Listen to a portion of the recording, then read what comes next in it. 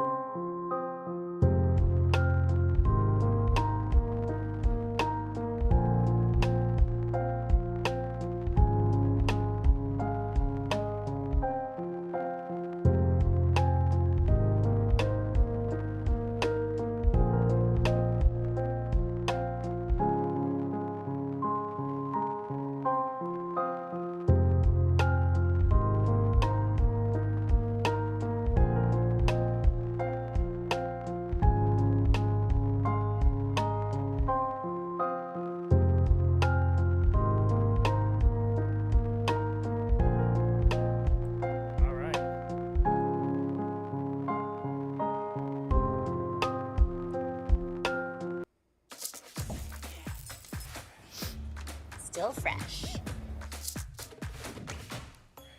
So fresh. Get 6 times longer lasting freshness plus odor protection with Downy Unstoppables.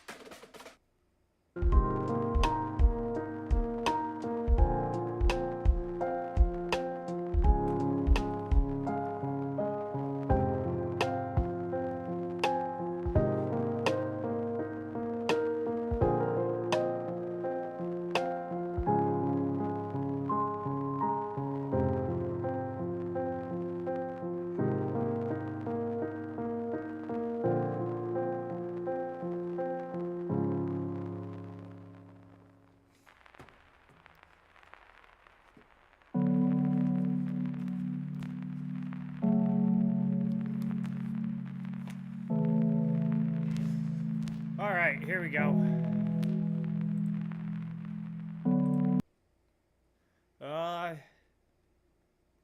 Yeah, so we're just gonna be researching from where I left off last time I did research streams. Oh no, the Gulf War. My buddy was over here, so I didn't want to do a research stream the last 2 days, so we're gonna get started off where I was.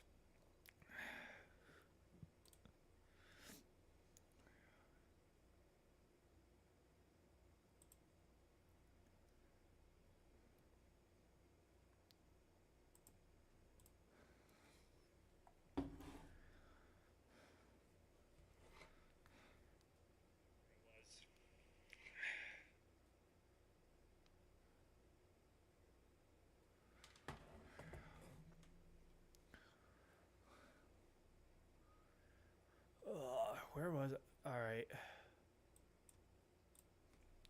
This has to be a capital A. What the fuck, Chase? Copy. Paste. Enter. So I think that we were researching Saddam Hussein's cousin, who he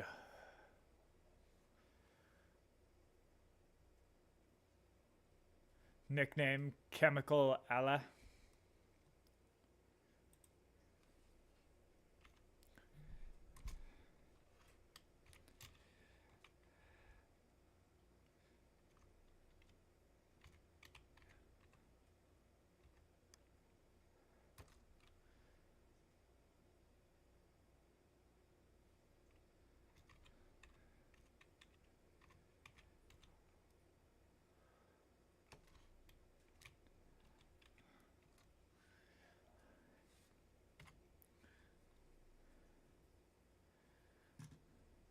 Was an Iraqi politician and military commander under Saddam Hussein who served as defense minister and chief of the Iraqi intelligence service. He was also governor of Kuwait during much of 1991 Gulf War.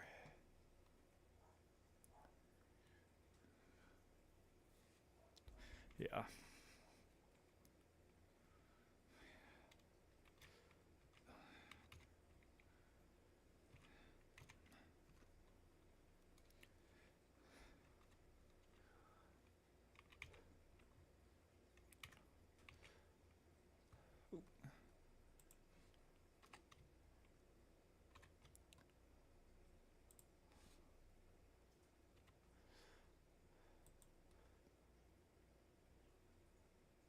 Oh, I forgot to put the E there.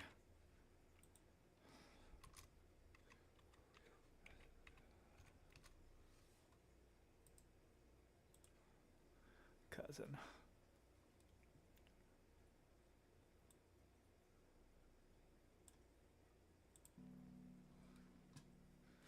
There we go.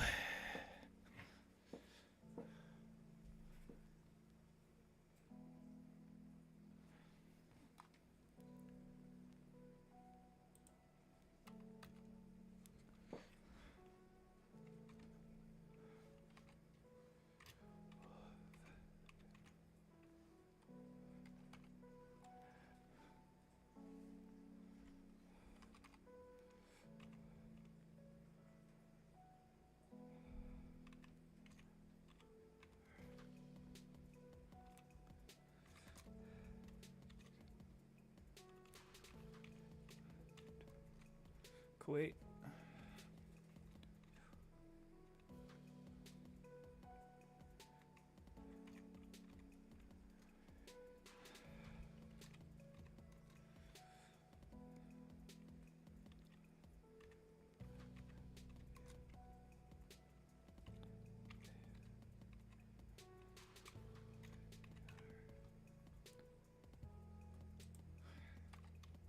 During the Iraqi takeover. Boom. First cousin of Saddam Hussein. He became notorious in the 1980s and 1990s for his alleged role in the Iraqi government campaign against international opposition force named ethnic Kurdish rebel of the north and Shia rebel of the south. Repressive measures include deportations and mass killings. Ala Madal was dubbed Chemical Ali by Iraqis for his use of chemical weapons in attacks against the Kurds.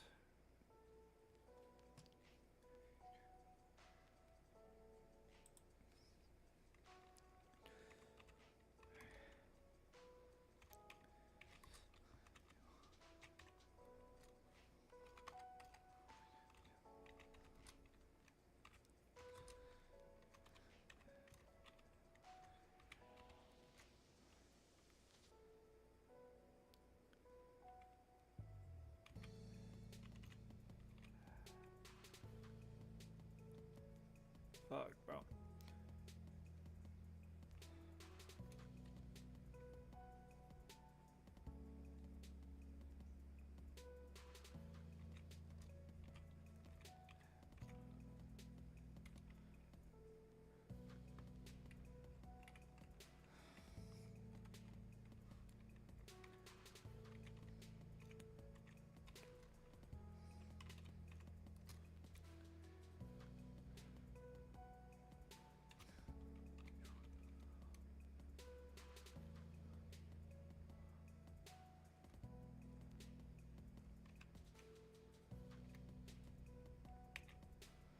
Against the Kurds.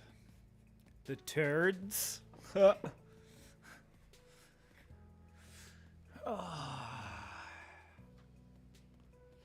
Was captured following the was charged by Iraqi government with war crimes and crimes against humanity and genocide. He was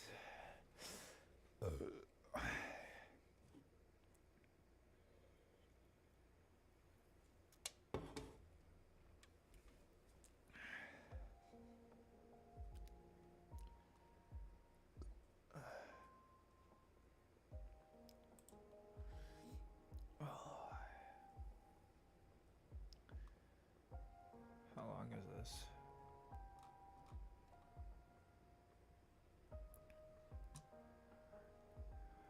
The appointed minister, local government following the war's end in 1980, responsible for the Kurdish and religions, with Arab settlers relocated from elsewhere into Iraq. 2 years later, after the invasion of Kuwait in 1990, he became the military governor of the occupied emirate.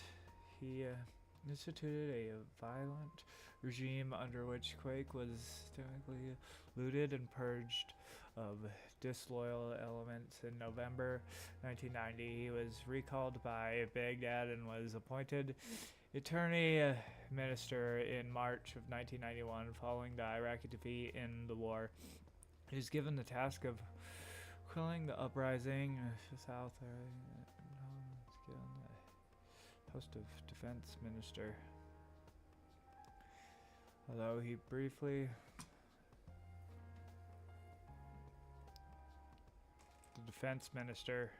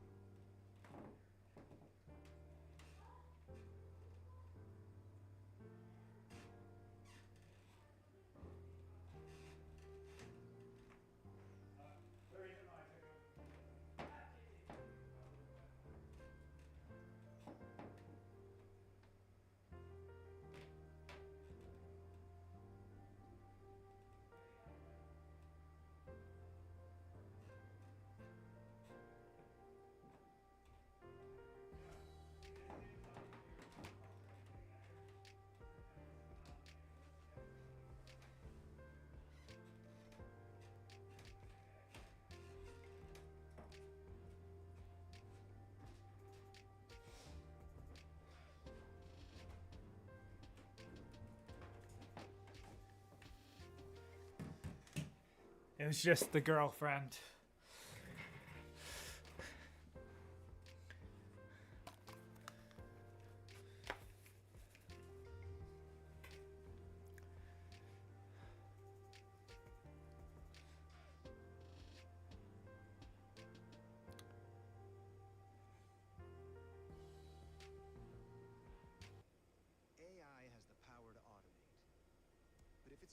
Huh? He was illegally smuggling grain to Iraq. I mean, not Iraq, Iran.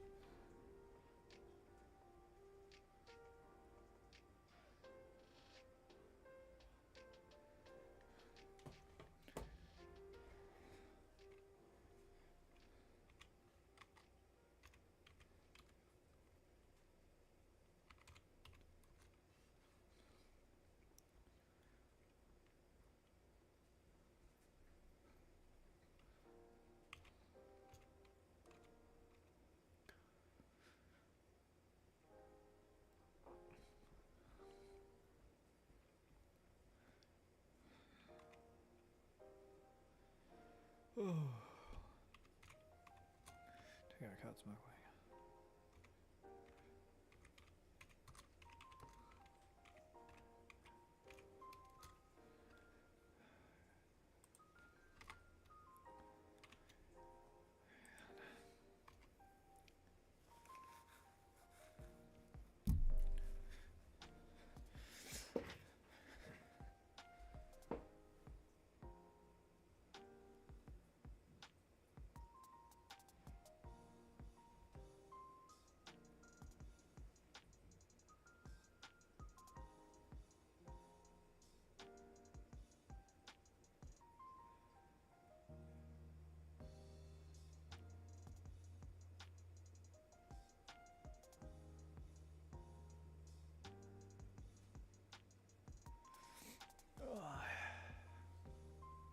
Alright, I think we have enough on him.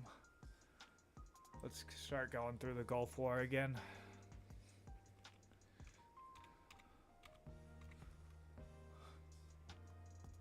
Gulf War.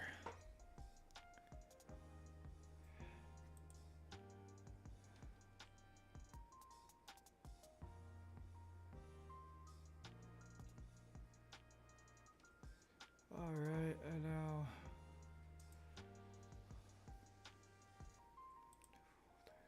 new folder.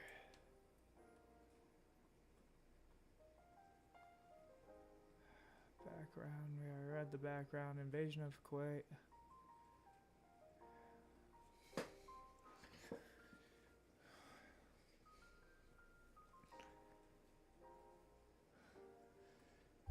A key element of political military.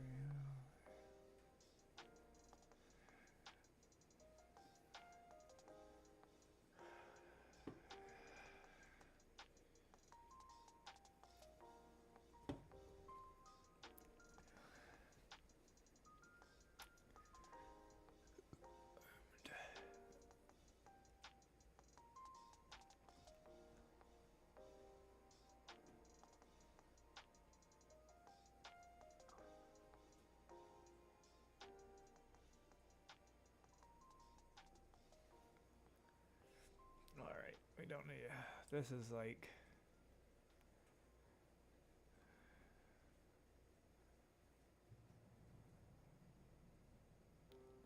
I was briefed. Well, served.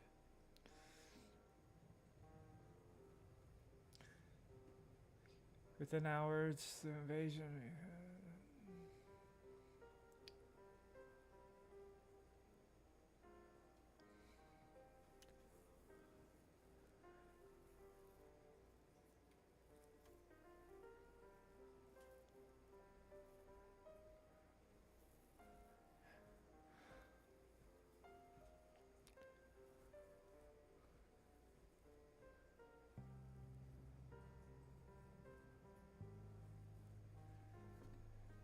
We already got all this. Use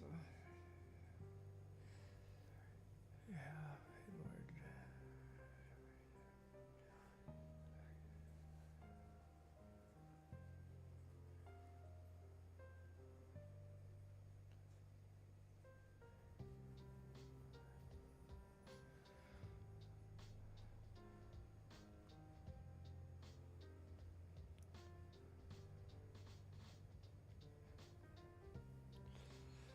Thatcher played one powerful role, reminding President that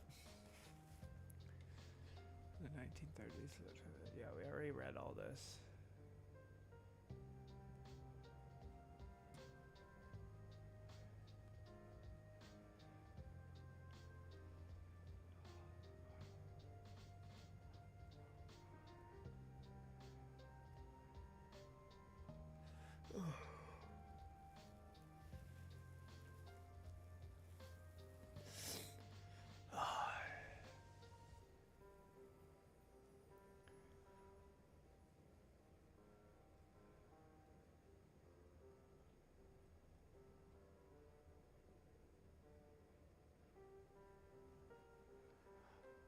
On August 23rd, Stalin appeared on television with state Western hostages to whom he refused.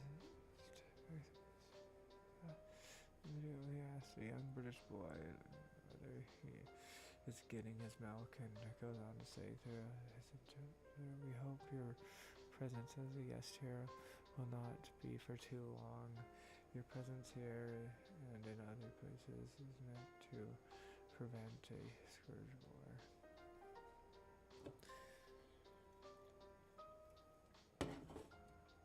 We already know about that.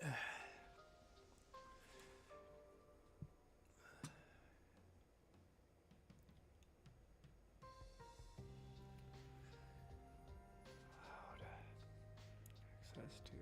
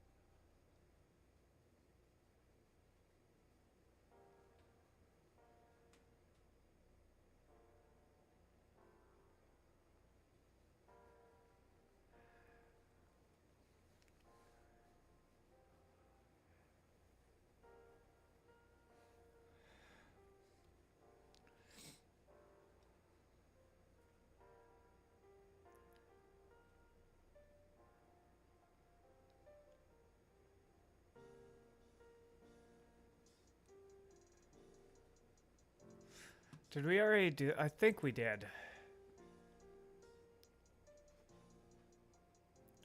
Yeah, we did. All right.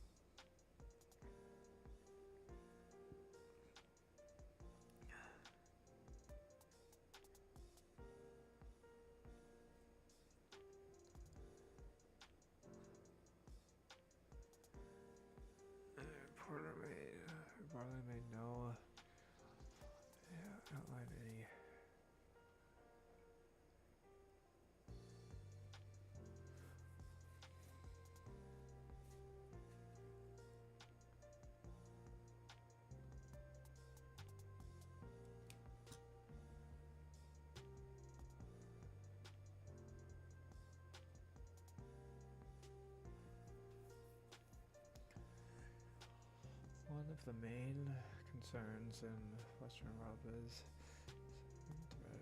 posed to Saudi Arabia following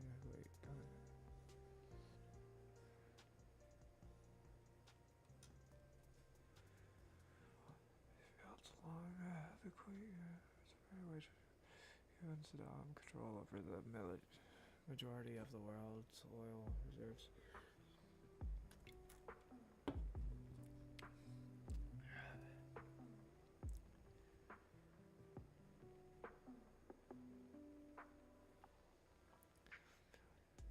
Starting its war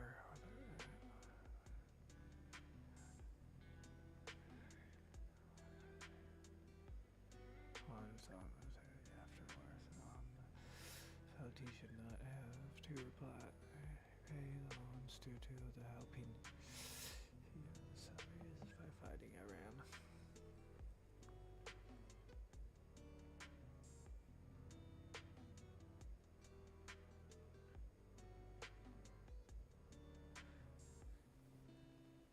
Oh, okay.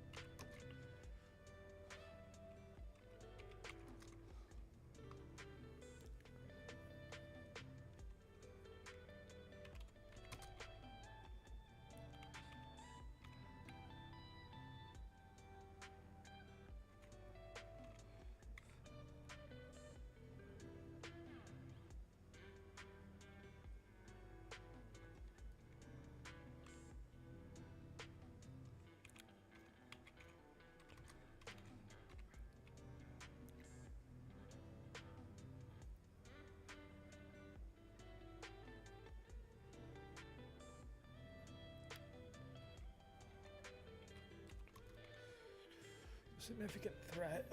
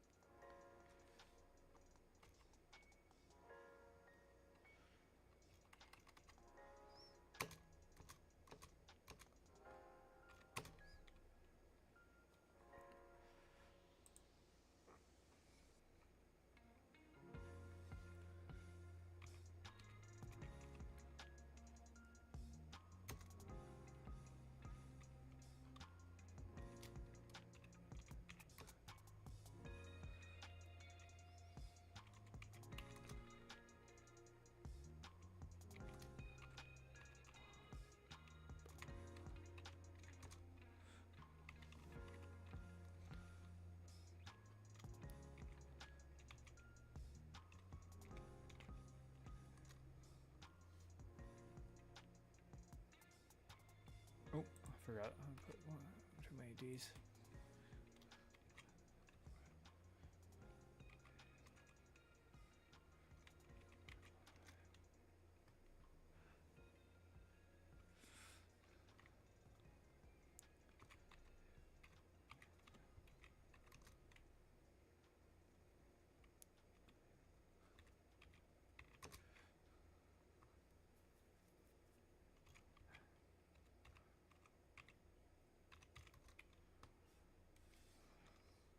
Is it 26 billion?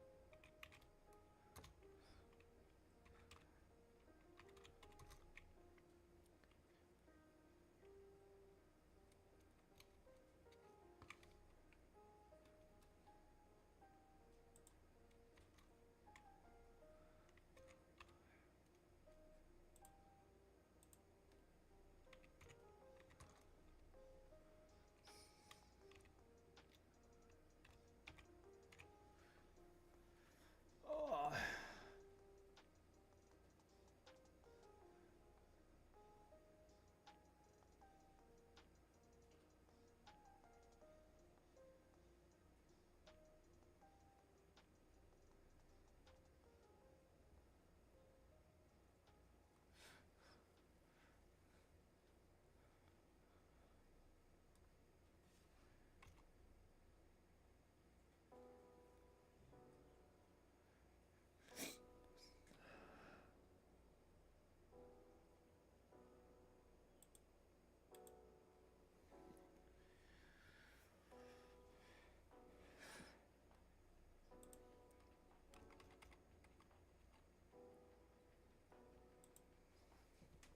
Oh, man.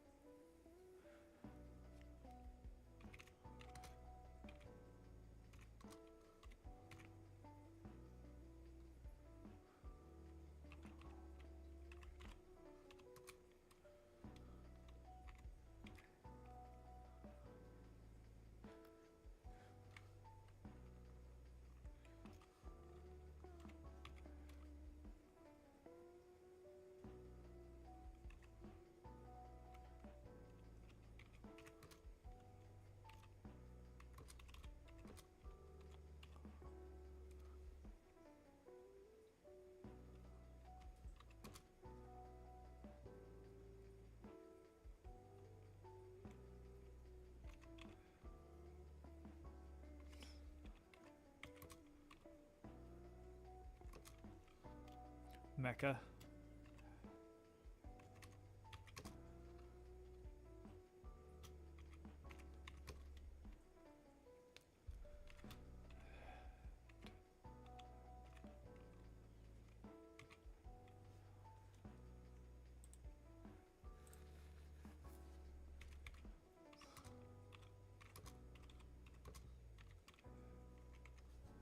Up in the Middle East.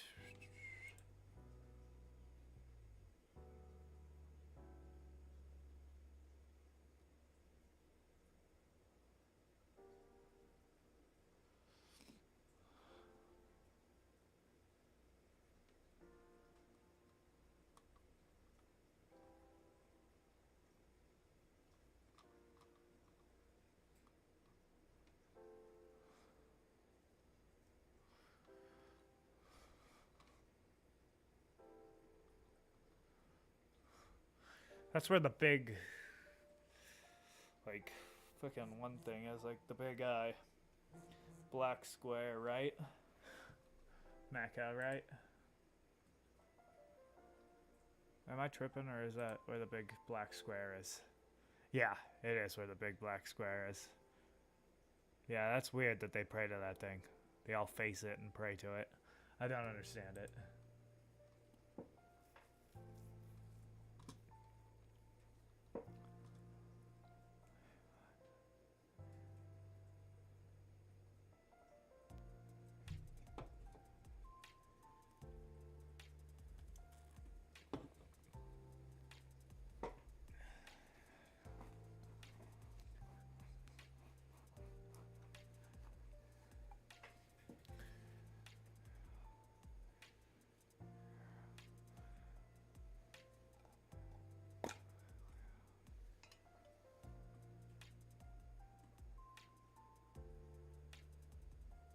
Okay. Now we're into Operation Desert Shield.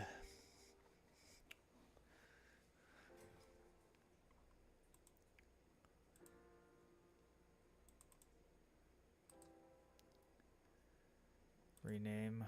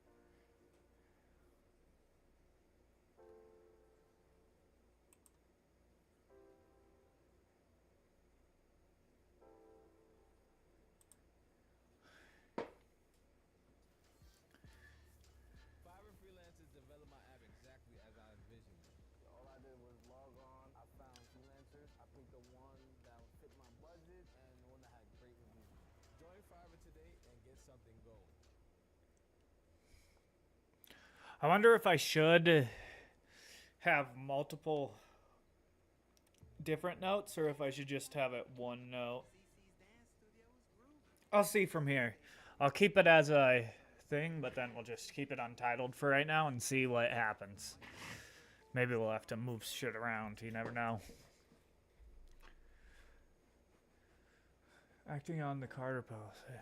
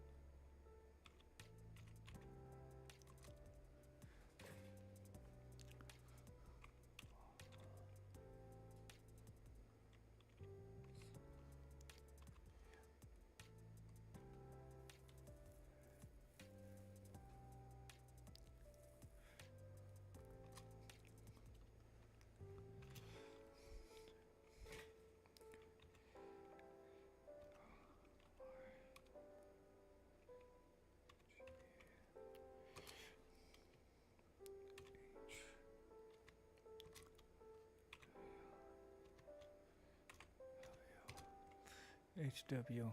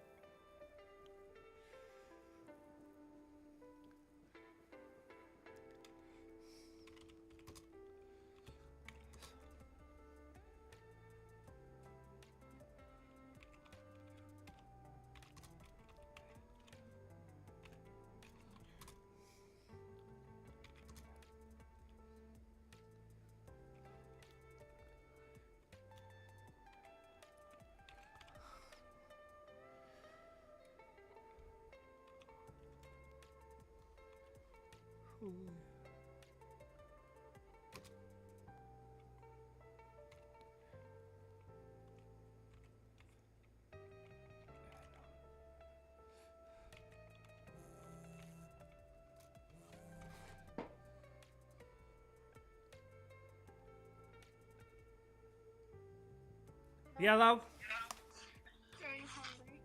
Yeah, a little. You want me to go get you something to eat? Sure. You want a burger from Locksmith Coffee? Yeah, that'd be good. You should probably call ahead, though, because remember how long it took last time? I was just gonna go through the drive-thru. I know, but remember how long it took? Well, I don't care about that. Okay. I want to do. Okay, baby. I love you. You care what kind of burger you get? What? You care what kind of burger you get? Give me what you think I would like. I don't really know what they have there. Okay, do you want fries or mac and cheese? You like their mac and cheese a lot. Just fries. Okay, no, like, nothing special. Are you sure? Just a burger and fries? Yeah. Okay, sounds good. Love you too. Okay, bye. Bye.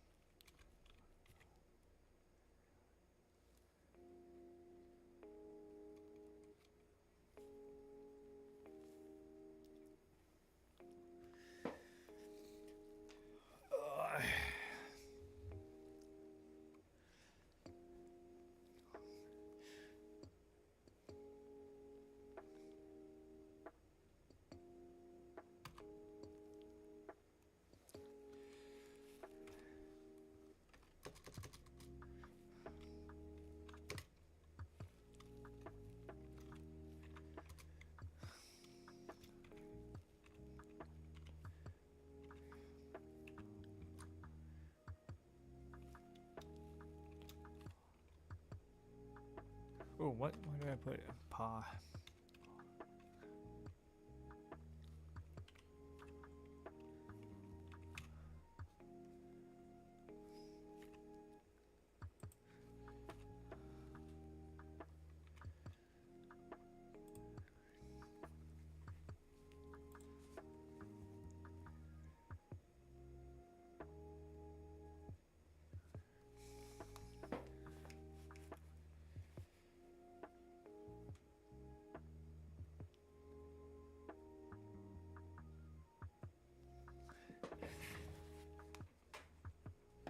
All right, I'll be right back.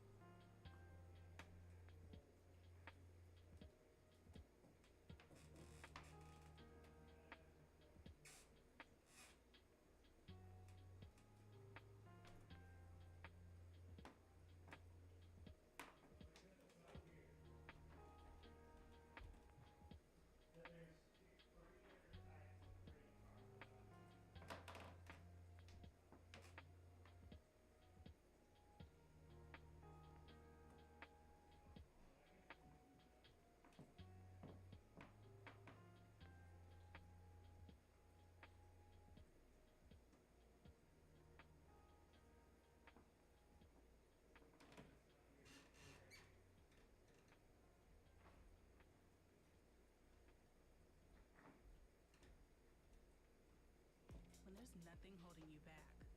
What would your thing be?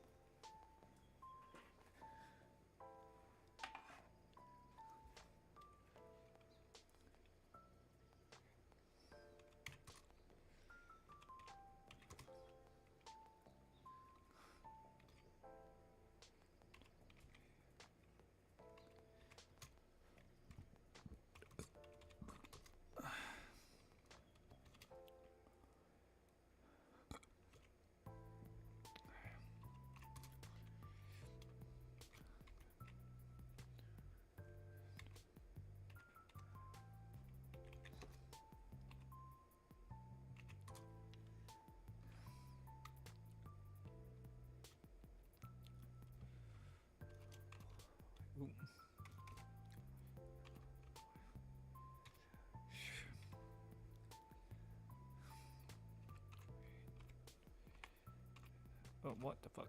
Dash.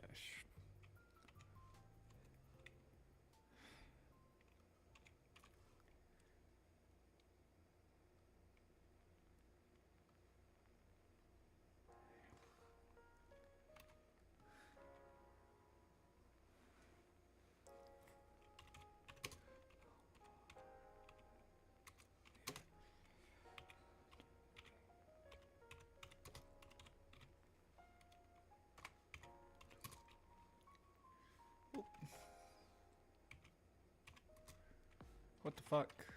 Oh, I must have caps lock on. I'm gonna change the name of this real quick. I'm gonna put for funsies on there.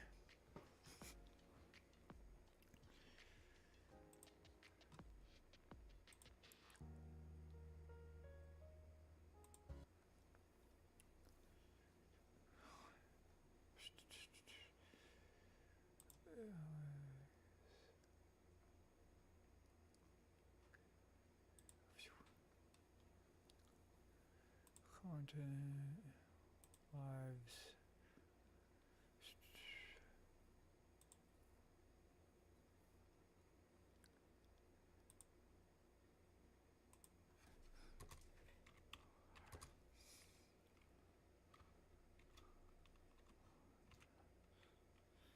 How the hell would you spell funsies?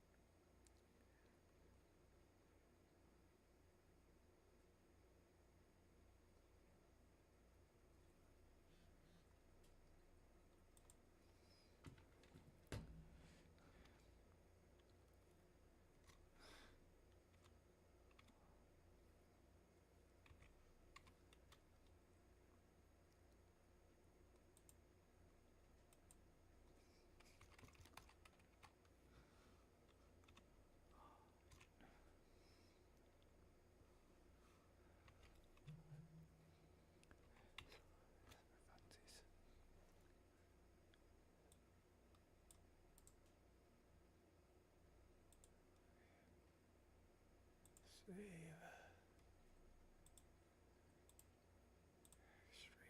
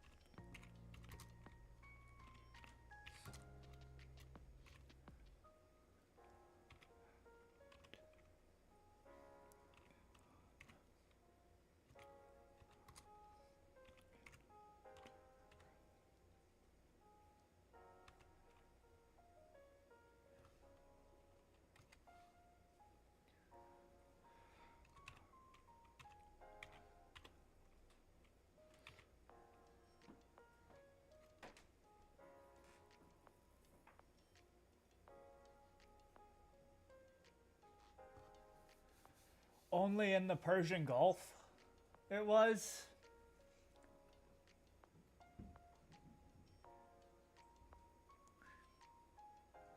Huh. So it was just that that America would use military force if necessary to defend its national interest in the Persian Gulf. That is so weird.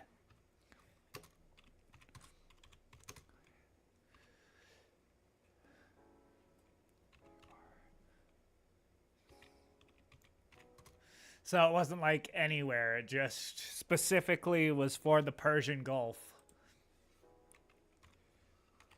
Still stupid as fuck, but like, I mean, at least it limits it a little bit to just the Persian Gulf, not every fucking where.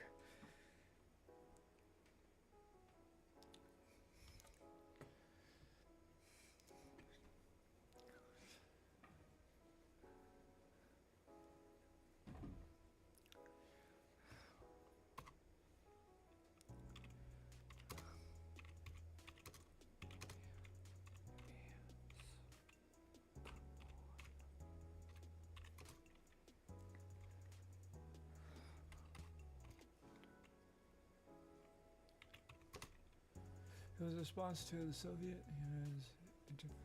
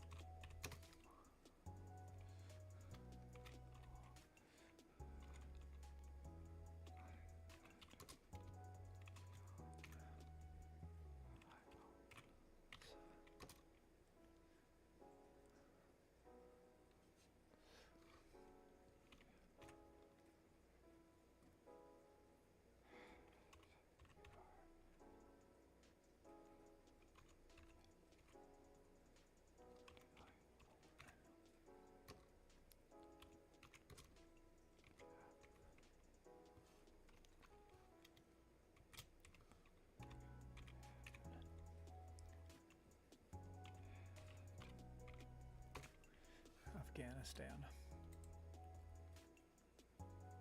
How did I not spell that right?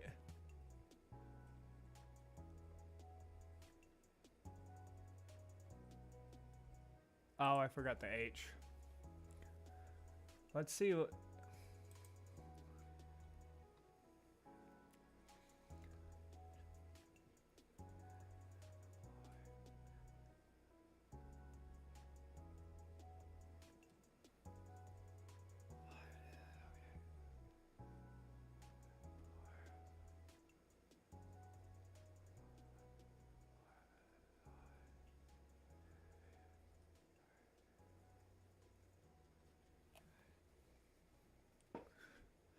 Paramilitary groups against the Afghani and their ally.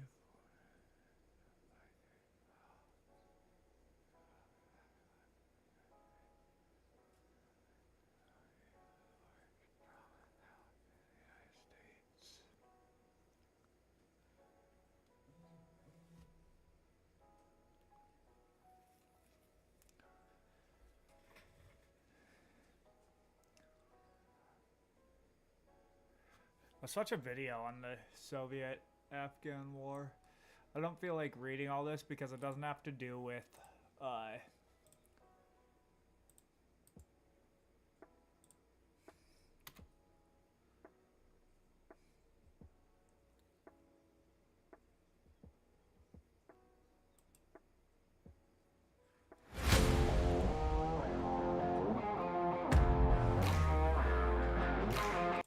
It's Christmas Eve.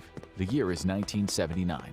Soviet troops board several aircraft to prepare to be dropped into a foreign capital. Tank engines clank to life in preparation to cross the border. A plot to assassinate the leader of Afghanistan has been set in motion. In the coming months, Soviet forces will rampage across the landscape, engaging Afghan rebel forces and sustaining heavy casualties. But the Afghan people will not give up willingly. In the coming year, Soviet soldiers will be slaughtered by guerrilla forces, and the Kremlin will look incompetent to the rest of the world. The Soviet-Afghan War was one of the bloodiest conflicts the region had ever seen. But why the invasion occurred is just as jarring as how it ended. Soviet soldiers found themselves under constant threat. Rebel forces made their enemy work for every advance they made. By the end of the war, Soviet soldiers were begging to be brought home, and the objectives that the Kremlin hoped to accomplish were left unfinished. We're going to dive deep into what caused the Soviet Union to invade Afghanistan, and the reasons why it was such a disastrous decision. But before we go back in time to explore this fascinating and brutal period in history, we need to understand the motivating factors for why the Soviet Union did what it did. Reason 1. Afghanistan had always been of strategic significance. In the 1800s, Afghanistan became a key piece in what became known as the Great Game. We'll examine what this means later on, but for now, it's important to know that both Great Britain and Russia had been fighting over the territories in southern Asia for over a century before the Soviet Union even came to existence. Britain had spread its empire across the world and was worried that Tsarist Russia would encroach on its colonies in Central Asia. One of the largest concerns for Britain was that if Russia expanded into Afghanistan, it would bring them perilously close to British-controlled territory in Pakistan and India. As time went on, Afghanistan's significance never diminished. Whoever could control the region, or at least ally themselves with the Afghan government, would have a huge advantage in Central Asia. This is why when Afghanistan gained its independence from Great Britain in the Anglo-Afghan Treaty of 1919, Russia became the first country to form diplomatic relations with the new government. It was vital that the Soviet Union kept close ties with Afghanistan. The reason for this was that not only were its lands of strategic importance, but they also contained resources that the Soviet Union needed to grow. The USSR provided economic and military aid to Afghanistan in order to keep relations strong between the two governments. Once the Cold War began and the United States, along with other Western nations, started to spread their influence into Central Asia, particularly in Pakistan, the Soviet Union doubled down on its commitment to keep Afghanistan on its side at all costs. And one of these costs led to the invasion of the very country they pledged to support. Reason 2. Keeping a positive alliance with Afghanistan became increasingly difficult. If the Afghan government had bowed to the Soviets' demands and maintained close ties to the Kremlin, and only the Kremlin, the Soviet Union would likely not have invaded. However, that is not what happened. Due to several coups and instability in the Afghan leadership, the nation's future became uncertain. The Soviet Union was not going to risk allowing such an important country to fall into the hands of the West. Initially, it seemed like a coup in 1973 was going to bring Afghanistan closer to the Soviet Union,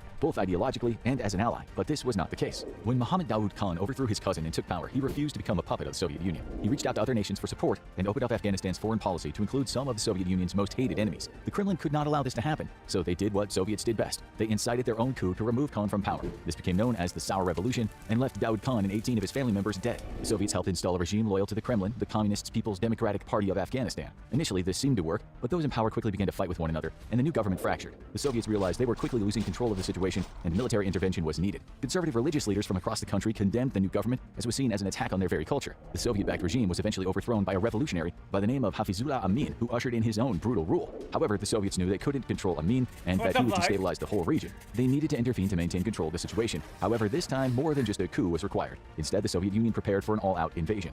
Reason 3. The Cold War was in full swing. The Soviet Union kept a close eye on the unrest unfolding in Afghanistan. This was not because they cared for the current regime or the people of the country, but because if Afghan leaders started to look for outside help, they might run directly into the arms of the United States. When Hafizullah Amin seized power, he announced that one of his goals was to create a more balanced policy with foreign nations, which the Soviets believed was a less divisive way of saying he would seek better relations with the U.S. In short, it should come as no surprise then that the Soviet Union didn't want the U.S. power and influence spreading in Central Asia, especially not to a country they shared a border with. It was unthinkable that Afghanistan would become closer to the United States, but it seemed as if the current regime had plans to do just that. To keep Afghanistan away from the Soviets' biggest enemy, drastic actions needed to be taken, which is one of the reasons the Kremlin decided to invade Afghanistan. Not everyone was convinced that the Afghan government would make a deal with the United States. However, according to the KGB, even if the U.S. wasn't actively trying to ally itself with Afghanistan or undermine the relationship between the Soviet Union and the country, there was still cause for concern. Several intelligence reports suggested that Amin's harsh rule would destabilize the Afghan government, which the U.S. could exploit at a later date when a new regime took over. Once again, the Soviets could not allow the U.S. government to gain a foothold in Afghanistan, so the Kremlin started making plans for an invasion. Reason 4. The Brezhnev Doctrine. Very simply, the Brezhnev Doctrine states that any threat to socialist rule in the Soviet bloc was a threat to every other socialist government and justified intervention or war. Basically, this meant that any government that's either directly controlled by or has close relations with the Kremlin is protected by the Soviet Union, and theoretically every other communist country. You can kind of think of it like an unofficial alliance that the Soviet Union used to keep Western powers from interfering in countries that it had already meddled in and controlled. Therefore, the threat of Afghanistan, a country that the Soviet Union saw as a socialist nation, fell under this protection. However, by 1979, it seemed as if the Afghan government was falling apart and a different type of governance may be put in place. This was seen as a direct threat under the Brezhnev Doctrine, which permitted the Soviet Union to go to war in order to protect its interest. If Moscow didn't act, it might cause the U.S. and other Western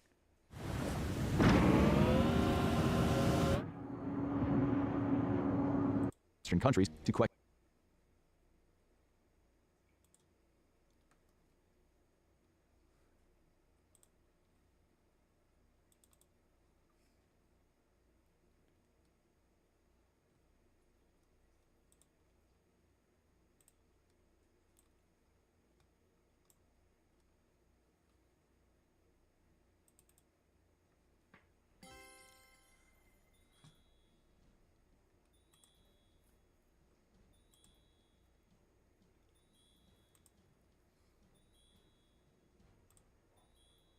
question its commitment to maintaining its hold on certain parts of the world. This could not be allowed, so the Soviet Union prepared to intervene in Afghanistan. Reason 5. The threat of revolution within Soviet borders. The Soviet Union was absolutely massive at this time. This meant the population included numerous different ethnicities, not all of which were thrilled to be part of Soviet rule. No one was under the illusion that the regime in Moscow was trying to create the idealized form of communism where everyone was equal. Instead, the Soviet government centralized power and imposed an oppressive rule over anyone who willingly or unwillingly found themselves within their borders. Since its conception, the Soviet Union needed to deal with minor and major uprisings in its satellite states, as ethnic groups tried to secure their freedom and right to govern themselves. This was particularly true in Islamic states, where religious leaders were gaining power and shifting ideologies threatened the socialist regimes that the Soviet Union had put in place. Let's get one more Within guy in Soviet here. borders, certain ethnicities were being rounded up and either deported or forced into labor camps. Moscow was concerned that if Afghanistan started to move away from its socialist form of government and began severing ties with the Soviet Union, it might signal to other Arab nations that they could do the same. This would not only pose a security risk for the Soviet Union, but also reduce its power and influence in the region. They couldn't let Afghanistan continue on its current path out of fear of what other ethnic groups might do. The territories of Uzbekistan, Turkmenistan, Tajikistan all shared a similar ethnic identity and religion with Afghanistan, which meant that if Afghanistan was no longer reliant on the Soviet Union, other territories might sever their ties with the Kremlin as well. But all of these reasons for why the Soviet Union invaded Afghanistan aren't the whole story. In order to understand the exact motivations and why the Soviet-Afghan War went so badly for the Soviets, we need to go further back in time. Before both world wars, empires dominated the globe. It was during this time that the Great Game was afoot, and the foundation for future conflicts was set, including the invasion of Afghanistan by the Soviet Union. During the 19th century, the Russian Empire was expanding. The British controlled a lot of territory around the world, but it was the land in Central Asia, particularly India, that they were the most worried about. The Russians were encroaching closer and closer to their territory. In 1885, Russian forces captured an oasis just south of the Oxus River from Afghan forces. At the time, Afghanistan was part of the British Empire, so this was tantamount to an act of war. But the British didn't really care for this territory in Afghanistan itself. They just wanted to maintain a buffer zone between the Russian Empire and their extremely important colonies in India. This incident led to an agreement of new borders. I kind of want to restart this. They incited their own coup to remove Khan from power. This became known as the Sour Revolution and left Daoud Khan and 18 of his family members dead. The Soviets helped install a regime loyal to the Kremlin, the Communist People's Democratic Party of Afghanistan. Initially, this seemed to work, but those in power quickly began to fight with one another, and the new government fractured. The Soviets realized they were quickly losing control of the situation, and military intervention was needed. Conservative religious leaders from across the country condemned the new government as it was seen as an attack on their very culture. The Soviet-backed regime was eventually overthrown by a revolutionary by the name of Hafizullah Amin, who ushered in his own brutal rule. However, the Soviets knew they couldn't control Amin and that he would destabilize the whole region. They needed to intervene to maintain control of the situation. However, this time, more than just a coup was required. Instead, the Soviet Union prepared for an all-out invasion. Reason 3. The Cold War was in full swing. The Soviet Union kept a close eye on the unrest unfolding in Afghanistan. This was not because they cared for the current regime or the people of the country, but because if Afghan leaders started to look for outside help, they might run directly into the arms of the United States. When Hafizullah Amin seized power, he announced that one of his goals was to create a more balanced policy with foreign nations, which the Soviet Once you click this video, you'll be taken to uscca.com/maps. From here, you can click on any state. Soviets believed was a less divisive way of saying he would seek better relations with the U.S. In short, it should come as no surprise then that the Soviet Union didn't want the U.S. power and influence spreading in Central Asia, especially not to a country they shared a border with. It was unthinkable that Afghanistan would become closer to the United States, but it seemed as if the current regime had plans to do just that. To keep Afghanistan away from the Soviets' biggest enemy, drastic actions needed to be taken, which is one of the reasons the Kremlin decided to invade Afghanistan. Not everyone was convinced that the Afghan government would make a deal with the United States. However, according to the KGB, even if the US wasn't actively trying to ally itself with Afghanistan or undermine the relationship between the Soviet Union and the country, there was still cause for concern. Several intelligence reports suggested that Amin's harsh rule would destabilize the Afghan government, which the US could exploit at a later date when a new regime took over.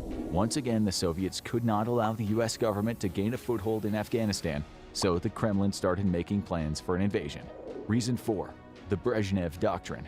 Very simply, the Brezhnev Doctrine states that any threat to socialist rule in the Soviet bloc was a threat to every other socialist government and justified intervention or war. Basically, this meant that any government that's either directly controlled by or has close relations with the Kremlin is protected by the Soviet Union, and theoretically every other communist country.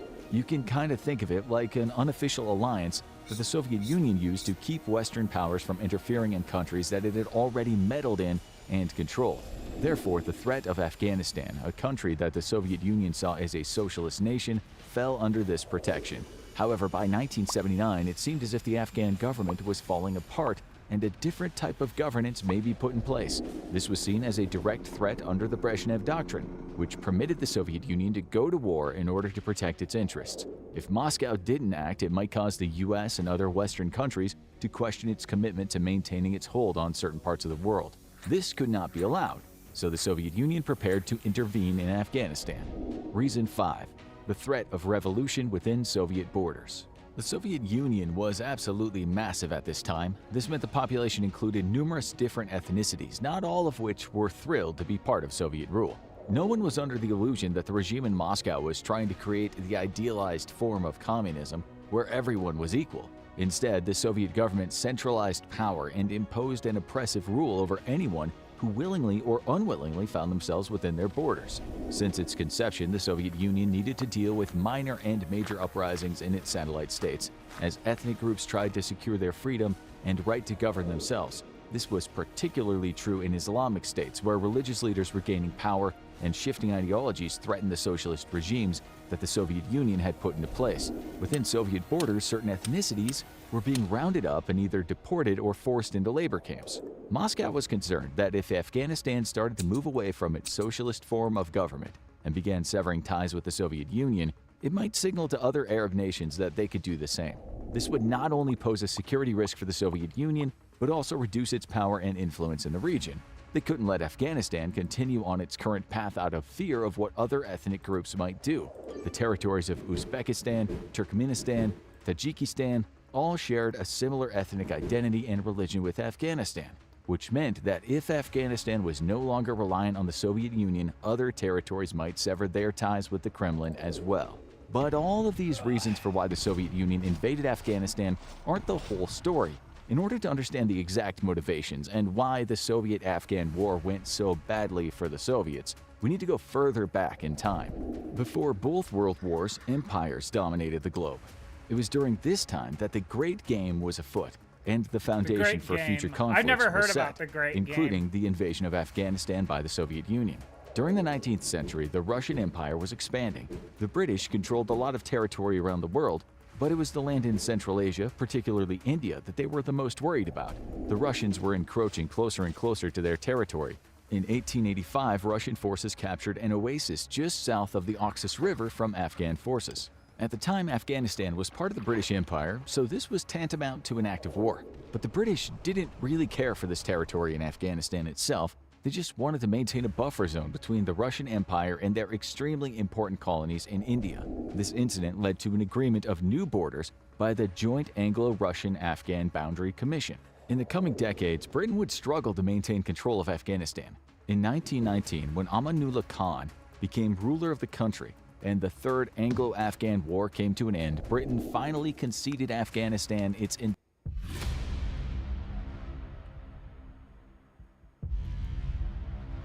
What was the process of actually putting this all together?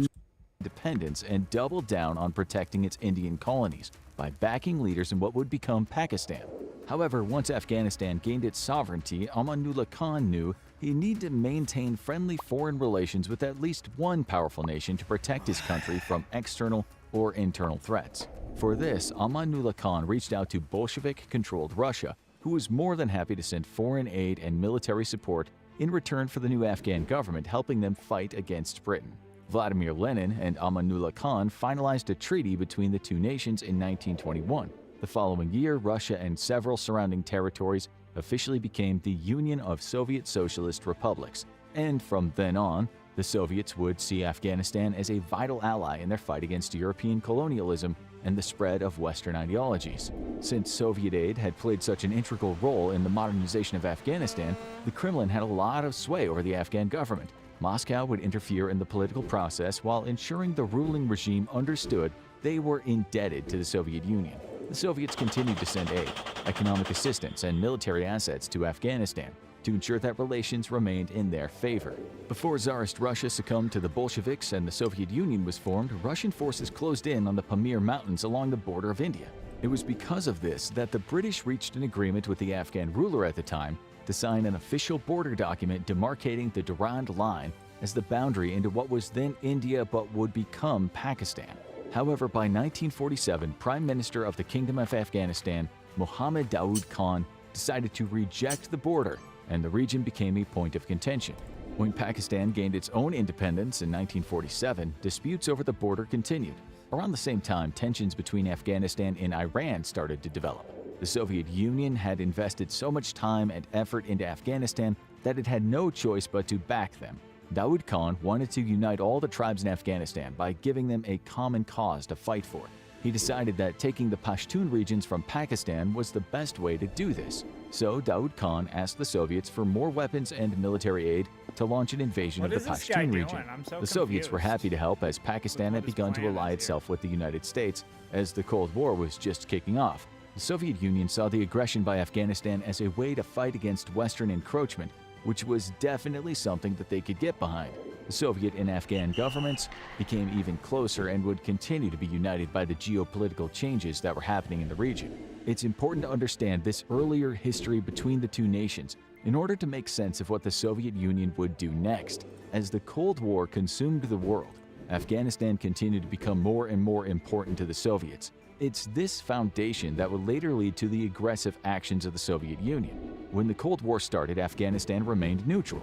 Yes, it was more closely allied with the Soviet Union than the West, but there was no official alliance. When the United States began selling arms and military supplies to Pakistan in 1954, Afghanistan took the opportunity to try and buy its own U.S. weapons. However, when D.C. refused to sell to Afghanistan out of fear that they might use any military equipment against Pakistan, The Afghan government asked the Soviet Union for even more military assistance. The Kremlin was more than happy to sell them all the weapons they wanted.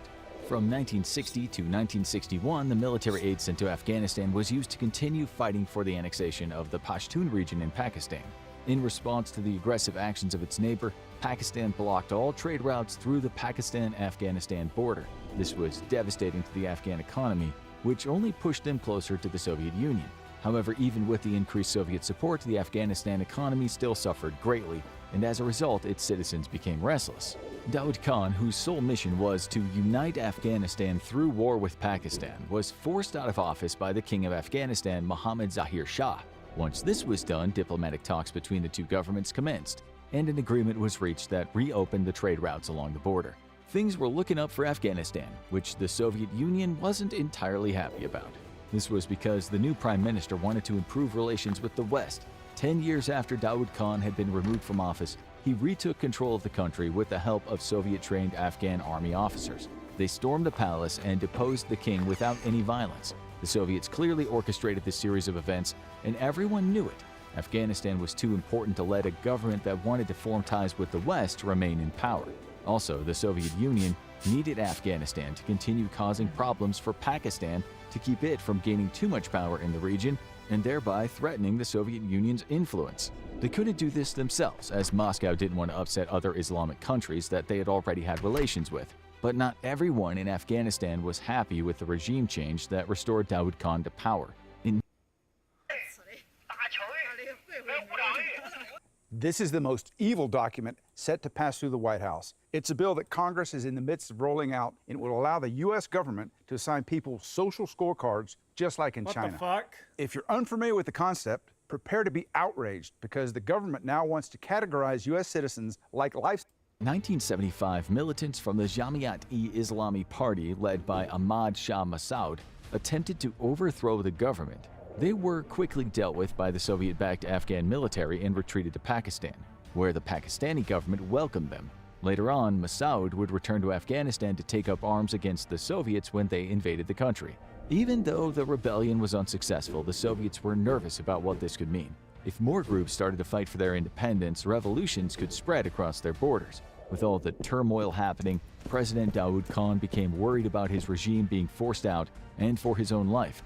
He decided that it was probably best for his future if he could relieve tensions with Pakistan. During a visit to Pakistan in 1978, Daud Khan agreed to relinquish his support for anti-Pakistan militants and work toward a lasting peace between the two nations. This annoyed the Soviets to no end. They provided resources, weapons, and training in order for Daud Khan to regain control of the country, and now it seemed he was forgetting his place.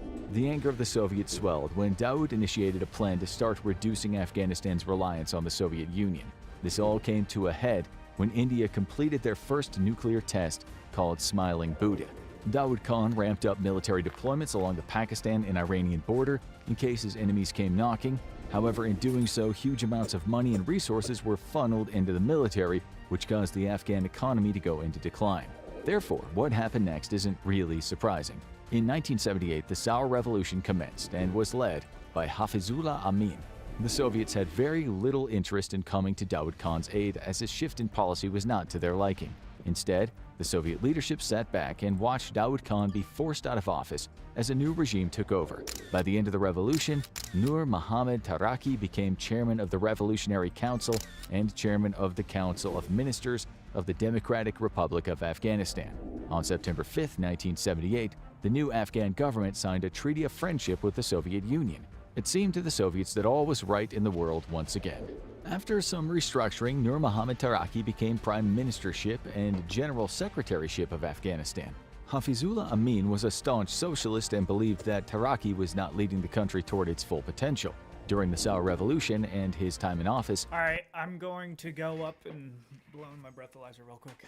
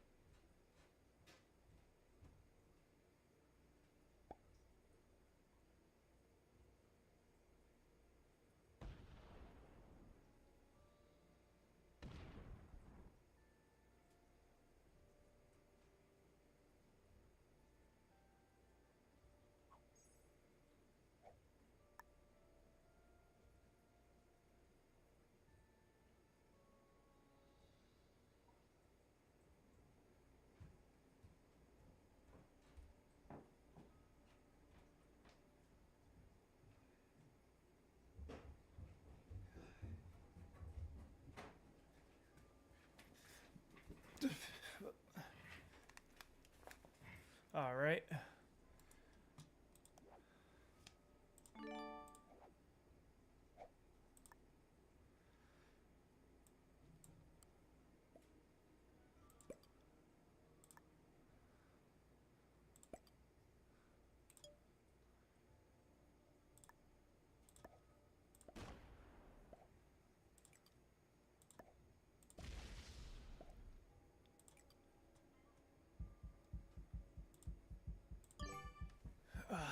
There we go.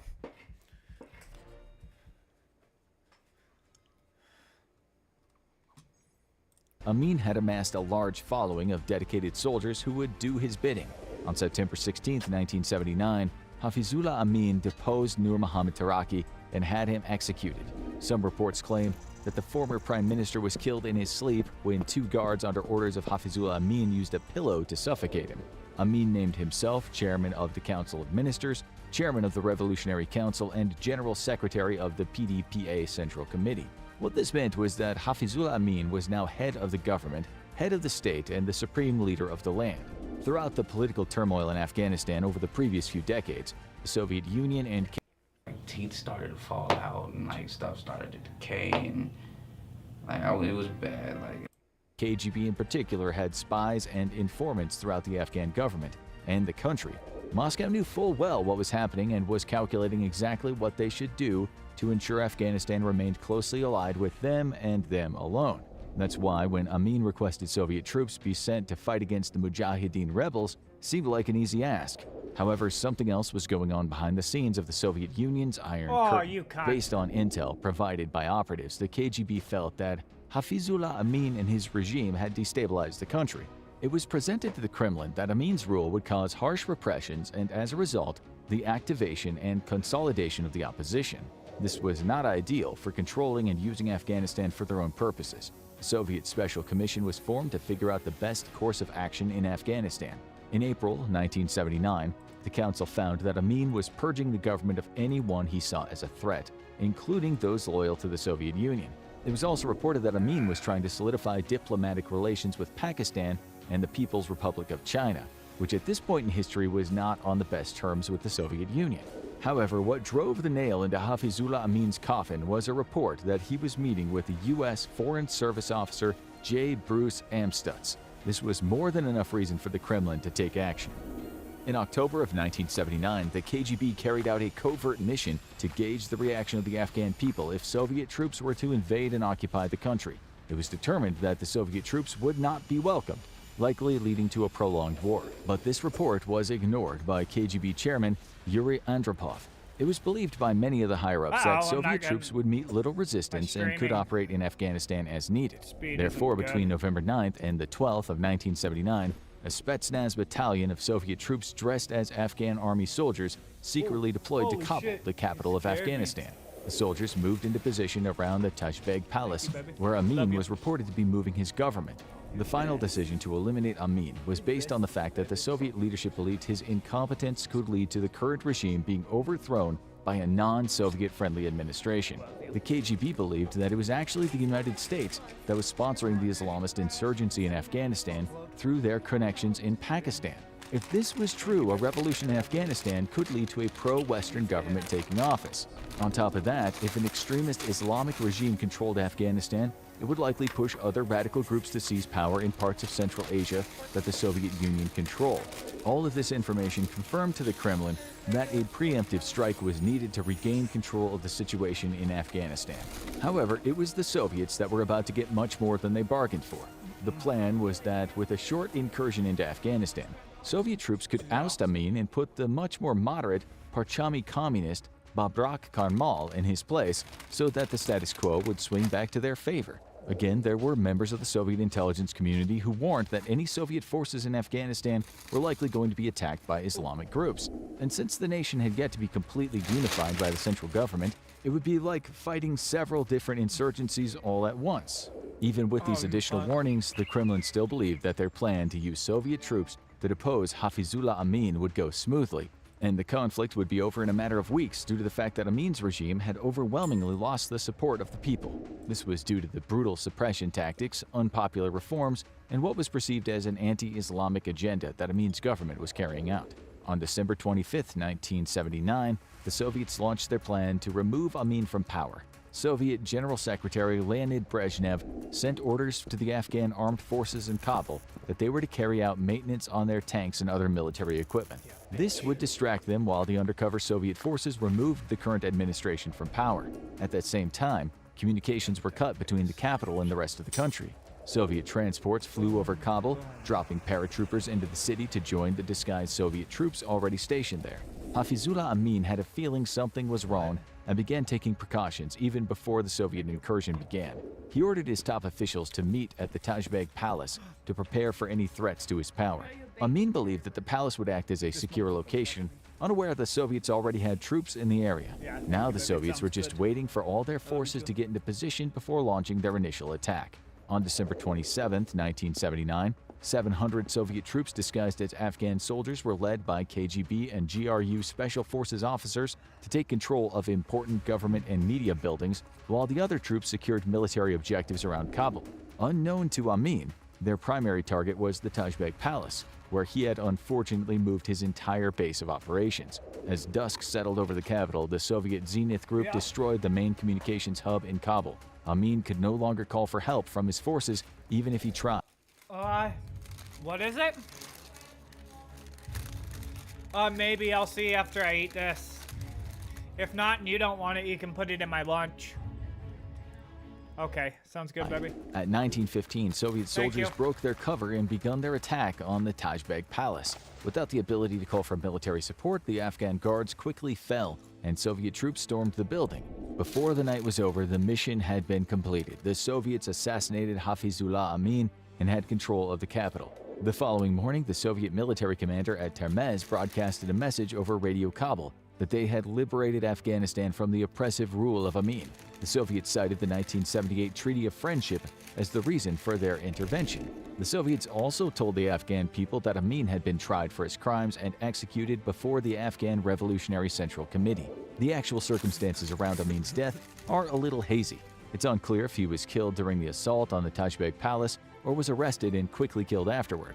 Either way, it didn't matter. Amin was dead, and the Soviets were now in control. The Afghan Revolutionary Central Committee, which was just a puppet regime directed by the Kremlin, installed former Deputy Prime Minister Babrak Karmal as the leader of the new government. At the same time that the Amin regime was being dealt with in Kabul, Soviet ground forces crossed the border and made their way south. And this was where things get a little murky. The Soviets obviously wanted more than just to get rid of Amin. Otherwise, there would have been no point in sending an invasion force across the border. The initial invasion was made up of around 1,800 tanks, 80,000 soldiers, and 2,000 armored fighting vehicles. In the coming weeks, 20,000 more soldiers would be deployed to Afghanistan. The Soviet Union was not just sending support for the new government that had been installed, they were waging all-out war against Afghanistan. It would be a decision that would cost them dearly. But at the time, it seemed that the Kremlin believed the massive invasion force was necessary to deal with any uprisings or rebellions that would occur. Obviously, when the invasion commenced, there was an outcry from the international community. Western powers painted it as the Soviet Union invading a defenseless country, and to be fair, most of the Afghan military was either trained by or equipped by the Soviet Union. One of the reasons that Afghanistan kept such close ties with the Soviet Union is that its military still needed to grow and was not nearly as strong as some of the other powers in the region. Therefore, the much larger Soviet Union would theoretically crush any resistance that the Afghans mounted. However, Afghanistan didn't get its name as the graveyard of empires by mistake, and the Soviets would soon find out why. When the first wave of Soviet forces entered Afghanistan, they ran into opposition from several different groups. The quick and easy victory the Kremlin had hoped for didn't come, as guerrilla ambushes and rural fighting bogged down the Soviet forces. For the most part, the Soviets were able to take major urban centers as their tanks and armored vehicles gave them the advantage. However, in Afghanistan's deserts, mountains, and caves, guerrilla fighters had the advantage. They used the landscape to negate Soviet numbers and caused massive amounts of casualties. The irony is the invasion by the Soviets actually caused their greatest fears to become a reality. The Kremlin was concerned Amin was creating a highly nationalistic nation, which is one of the reasons the Soviets wanted to overthrow him. However, when they invaded, it drove the Afghan people together in a united front to oppose a common enemy. This led to rebellions popping up around the nation. The government that the Soviets had put in power turned on them and accused their invasion of creating more unrest. General Secretary of the People's Democratic Party of Afghanistan, Babrak Karmal, demanded that the Soviets send more troops to help put a stop to the rebellions, but they already had their hands full. Instead of just dealing with any remnants of the former regime, the Soviet army found themselves fighting against uprisings across the nation. Tribal armies operating in rural areas and Afghan soldiers who had turned on them, rather than being accepted by the Afghan people with open arms as a result of saving them from the harsh rule of the Amin regime. The country fought against the Soviets instead. This is exactly what multiple intelligence officers had told the leadership in the Kremlin would happen, but they didn't want to hear it.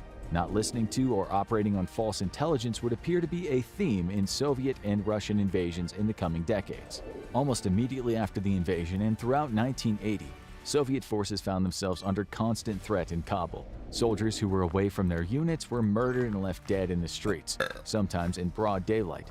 Members of the government were brutally assassinated to make a statement. By 1981, Soviet troops stopped patrolling Kabul due to the immense losses they suffered at the hand of Afghan rebels. Protesters took to the streets calling for the Soviets to leave and free their country. However, like so often happens when people without guns go up against a military force, the protesters get massacred. The killing of civilians only enraged the Afghan people more, and the Soviets were met with ever more resistance. The Soviet invasion did the one thing that every leader of the past several decades has tried to do, and failed. The people of Afghanistan were now more united than they had ever been before. This was only made possible because of the opposition that was mounting. Miracle Morning is all about getting up and going with the cleanest sources of energy available. Feel better all day long, get more done, be more productive, and improve your mood. To fight against the Soviet invasion. For the next several years of the war, Soviet forces held most of the major cities in the country. However, this left about 80% of Afghanistan outside of government control. It was in these parts of Afghanistan that the Soviet Union couldn't compete with the guerrilla tactics being employed. After years of fighting, casualties mounted, and the Kremlin realized they had entered a war of attrition that they could not win. The original plan was to get the rebellions under control and hand over the reins of dealings with any further opposition to the Afghan government. But this never happened. The opposition just continued to get stronger and stronger. The Soviets were never in a position to pull troops out of the region because they were always under constant attack, and the government they installed would quickly be overthrown. When using brute force to try to squash the rebels didn't work, the Soviets tried to infiltrate the resistance groups and use their spies to gather information.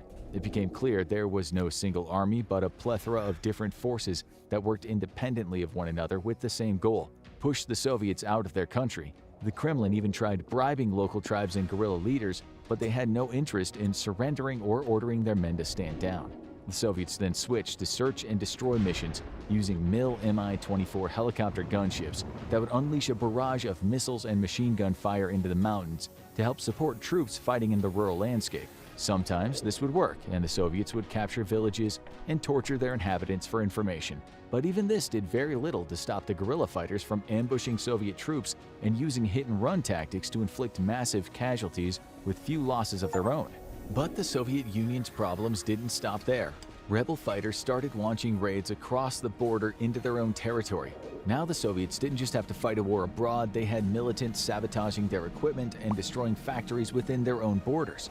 5 years after the invasion began, the Soviets found themselves no closer to victory and struggling to maintain any semblance of control. The Soviets decided it was time to get the hell out of Dodge. They started diplomatic talks with other nations to determine the best exit strategy. Even though the Kremlin knew that pushing the responsibility of quelling rebellions onto the Afghan army would fail miserably, they did it anyway. In 1985, unprepared Afghan forces took over while the Soviets provided artillery, air support, and other assistance. By 1986, the Democratic Republic of Afghanistan armed forces numbered 302,000 men. The Soviets trained different divisions and branches to try to ensure that the government wouldn't be overthrown when they left. The Afghan leadership pleaded with the Soviets not to leave out of fear they would quickly lose control of the situation, as the Afghan people were clearly not on their side. In hindsight, it was no coincidence that the decision to withdraw came at the same time that Mikhail Gorbachev became General Secretary of the Soviet Union in 1985. He had a different way of thinking about the foreign and domestic politics than his predecessors. Gorbachev wanted to focus on economic improvements, which couldn't be done while the Soviet Union was fighting a war of attrition in Afghanistan. So without any real plan, the Soviet troops were pulled out of combat starting in May 1988. The Kremlin negotiated a ceasefire to allow for the safe passage of their troops out of the country. This was done a second time in November 1989 to allow for the second and final wave of Soviet forces to return home. After all of their troops were finally back in the USSR and the DRA armed forces were tasked with keeping the government in power, things quickly fell apart. Less than 3 years later, in 1992, Mujahideen guerrilla forces moved into Kabul and took control of the government. For several years, Islamic extremists would be in control of the country, which would become a breeding ground for terrorist organizations like the Taliban. In 2001, the United States would launch its own invasion of Afghanistan and would run into the very same problems that the Soviet Union did. The Soviets invaded Afghanistan because of its strategic importance and to ensure that they could take control of the government. The last thing the Soviets wanted was a pro-Western administration taking hold in Afghanistan, but allowing an extremist regime to rise to power was almost just as bad. Unfortunately for the Kremlin, the invasion of Afghanistan led to all of their worst fears becoming reality. The people of Afghanistan united to force the Soviets out. The war cost the lives of around 1 million civilians. Approximately 125,000 Afghan, Soviet, and rebel soldiers died as well. And in the end, an extremist regime still took over and the Soviet Union collapsed. Now watch what actually went wrong in Afghanistan, or check out real reason why the Soviet Union collapsed. People are bailing on California in more than record half numbers. of Californians are considering moving.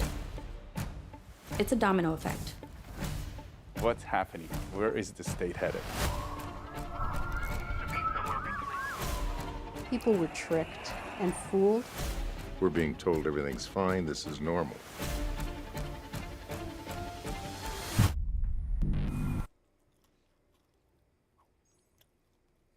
April 1st, 1943. 4 men are meeting to discuss the maps and territories of the New World. Sitting around a large mahogany table are Adolf Hitler, Winston Churchill, Franklin Delano Roosevelt, and the man everyone fears the most, Joseph Vissarionovich Man of Steel Stalin.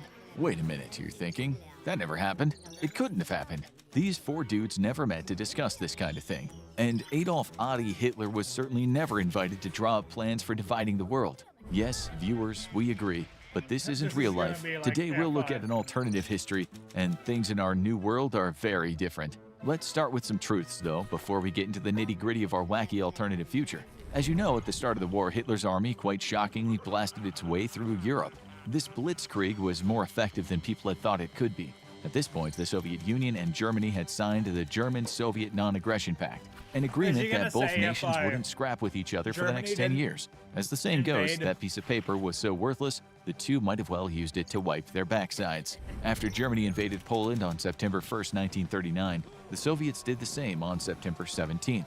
The short version of the story is Poland got bashed in the west by Germany and bashed in the east by the Red Army. As you know, the Germans marched on and on. The British then got out of an embarrassing situation in Dunkirk, after which Hitler told his troops, "My confidence in you knows no bounds. You have not disappointed me. The greatest battle in the history of the world has come to an end." Churchill knew what was coming. He later said in a speech, "Hitler knows that he'll have to break us on this island or lose the war. If we fail, then the whole world, including the United States, including all that we've known and cared for, will sink into the abyss of a new dark age." No one gave Britain a chance. Those in the US who knew the war's ins and outs understood only too well that Britain was about to get steamrolled.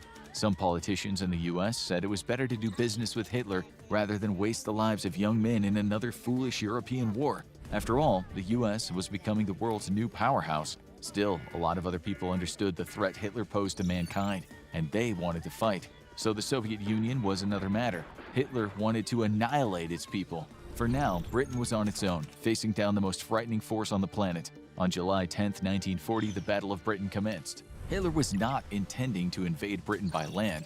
He did have a plan for that, Operation Sea Lion, but he'd rather not let it get to that. After all, the little island had been all but impossible to invade over the centuries. Hitler thought that he could do it, but his commanders warned him of how hard it would be. So he thought if his air force could do enough damage, the Brits would back out of the war and leave Hitler to do his worst elsewhere. So the battle was fought in the skies. British Spitfires and Hurricanes went up against Germans' Messerschmitt Bf-109s and the bombers, the Ju-87s. These skirmishes happened frequently, and the British were much better than most people had thought. On one day alone, August 18th, the Germans lost 69 planes. When I told Trump about this, he Nice. urged me to get this message out to as many true patriots as I can. Folks, something big. The British lost 34. Churchill said later, "Our airmen have had a grueling time, but as each day passes, the more magnificently they seem to carry on the fight." He was right. For once, Germany was looking like the weaker side. Hitler was not a happy man. The British weren't supposed to be this good. They didn't just have air superiority in terms of skill, strategy, and arguably hardware, but they had very clever technicians down below that could jam German radio signals and read German communications.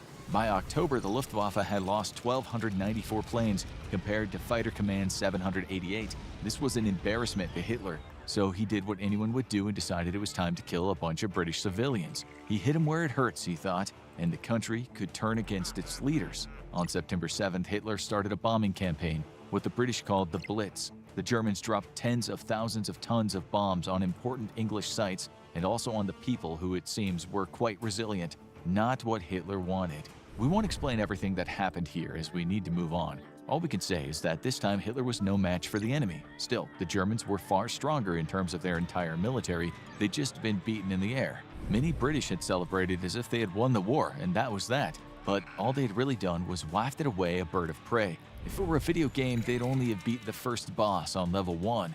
Like in many video games, the boss had retreated, vying to return and finish the job next time. In Hitler's mind, that's exactly how things stood.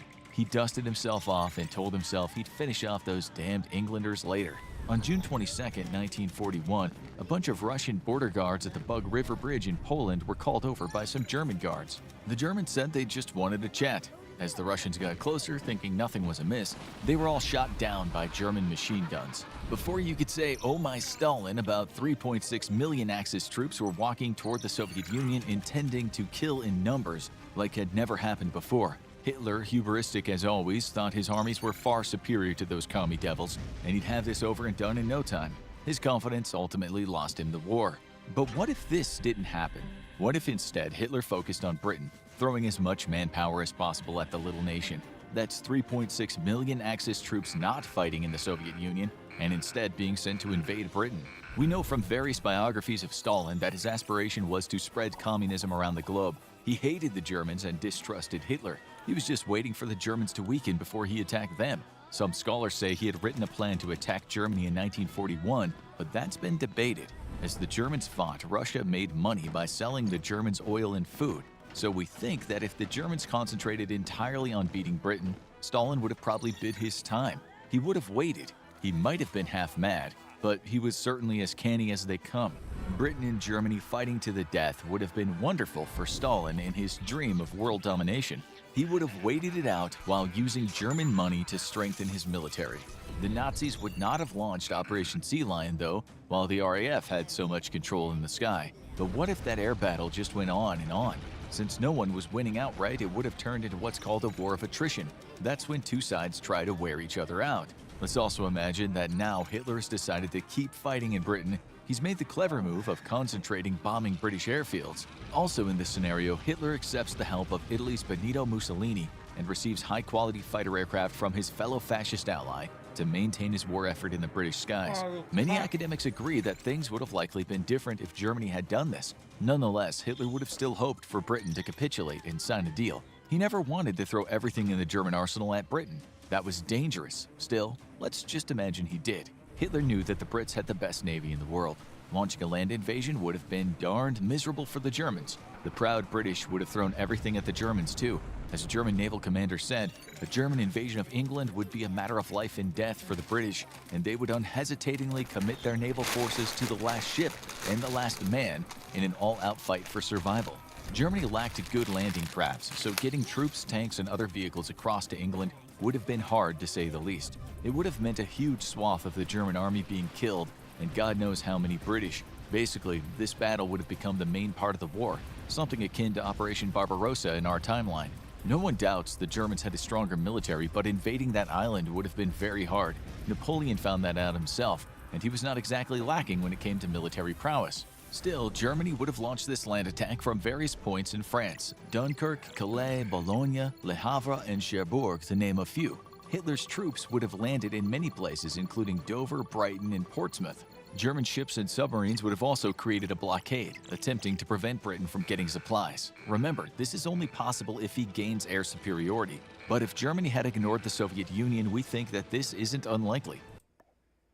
Enlisted is the free, brand new online World War II shooter. Command a squad of soldiers and participate in legendary battles of the Second World War. Right now, you can join the invasion of Normandy, Battle of Moscow, and the Battle of Berlin, including the storming of Hitler's bunker. In Enlisted, you lead several unique soldiers that you can switch freely between at any time. So even if you get killed, you can still stay in the heat of battle. Choose different squad specializations and complete tactical objectives. You can lay down barbed wire and mines, build a machine gun nest, tear apart enemy defenses in a tank, rain down rockets on enemy positions while piloting an aircraft or clearing a building with a flamethrower. Level up to unlock new squads and weapons. Upgrade your... The problem is that the Kriegsmarine wasn't as powerful as the British Navy, not even close. But in this scenario, since the Luftwaffe is successful, life is very precarious for the British ships. Still, at the start anyway, many of the Rhine River barges that the Germans use are unsuitable for operation, and so many men die despite Germany having spent months devising their plan. Even so, Germans do land on various British beaches and their tanks make it across too. The Royal Navy starts shelling these troops and the Germans suffer huge losses of manpower. To add to the misery, many of the German tanks break down and fixing them is impossible. The Germans also have shortages of fuel, food, and ammo. Many of the German soldiers are captured, so the British have to build POW camps for them. All of this happens over many months, and for sure Hitler at times really regrets that he went through with the invasion. Nonetheless, he's all in now. Pulling out is not an option. More German infantry and mountain divisions get across to England, as do Germans' motorized infantry and panzers. Meanwhile, the German war industry is working overtime, which includes factories in France. The Germans also make good use of their POWs. Let's remind you again that almost all of Germany's war effort is now concentrated on this invasion. Over the next months, the Germans launch airborne divisions. These divisions have the most success at Folkestone, an important port from which the Germans can use to resupply their troops in England. They don't succeed in landing at Brighton, where German ships and troops are continually under heavy fire. As Germany tries to take more ports and harbors, the country suffers an astounding number of casualties, but so does Britain. One of the main issues for the Germans is that the planes are unable to destroy Britain's many ships and motor gunboats. Even though the Luftwaffe remains strong, it's still overwhelmed by the sheer number of British destroyers in the water. Also, British merchant ships have seemed to avoid catastrophe for the most part. It's German mines, not air assaults, that have done the most damage to British ships. German confidence is bolstered by the fact that its mines are too much for the British minesweepers to deal with. Something the Brits never expected was the German sail bomb, or a rope bomb in English. This is a secret weapon that the Germans have been hiding. They're using it at night, hitting power grids where German Messerschmitt Bf-110s fly low over England. This is a disaster for British residents who lose power repeatedly over the months of the attacks. Regarding residents, Britain's war effort is now at the forefront of everyone's life. People suffer, they lack food, but it doesn't matter. More men join up to fight the Germans, and the women work around the clock in the factories. The 59,192 people in Britain registered as conscientious objectors changed their mind. Hardly anyone is not involved in the war now. Most people are willing to fight to the death. The war is everything. Over 5 million Brits are mobilized for this invasion, and the armies of the Commonwealth arrive too, at least when they're able to get past the German blockades. But it's the same for the Germans, who can match Britain man for man. Its navy is being expanded all the time too. Much work has gone into transforming barges into landing craft designed in various ways to take people, tanks, and armored vehicles or artillery across the channel. We tend to think of sea battles involving big warships. German success in this invasion relies on landing craft. Getting men and equipment on the land is tricky, to say the least, which is why in real life the D-Day landings took so long to plan out. For the Germans, getting tanks down ramps is problematic, and it takes U-boats, destroyers, and torpedo boats to help keep those landing craft safe. It should also be said that both sides have huge cross-channel guns that are causing a holy mess in the water. The Germans have more of these than was expected, and the British lose a number of destroyers and smaller craft because of them. Still, as it happens, even while the Germans do reach the coast, some of the tanks fall off the ramps in what would look comical if it weren't deadly serious. The Germans at least have their Schwimmpanzers, which are swimming tanks and able to float in the water and have a propeller to move them forward. They also have the Tauchpanzers, which are totally waterproof and can drive through the water. Little do the British know that the Germans have converted hundreds of tanks this way. They've also... It's Christmas Eve. The year...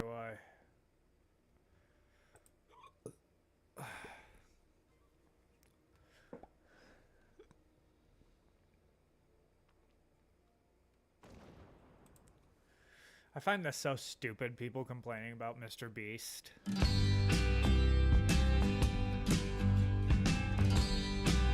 Like helping people. Kids are amazing. They're so happy and playful and excited, and it was really something special, and it was very heartwarming realizing the impact that we were having over there. Pause. Before we can continue the video, we have a sponsorship I want to tell you about. And the reason we have the sponsor on this video is I want to take the money they give us and build more wells in the same place in the future. Because I know you think we have unlimited money, but we don't actually. And this will allow us to help tens of thousands of people. And having said that, Dragon City is a free-to-play mobile game available on iOS and Android. So for those of you who've only subscribed to me maybe over the last few months, you might not know of my reputation of the first person to ever try and cancel Mr. Beast. I did this over 3 years ago, talking about how his content exploited poverty.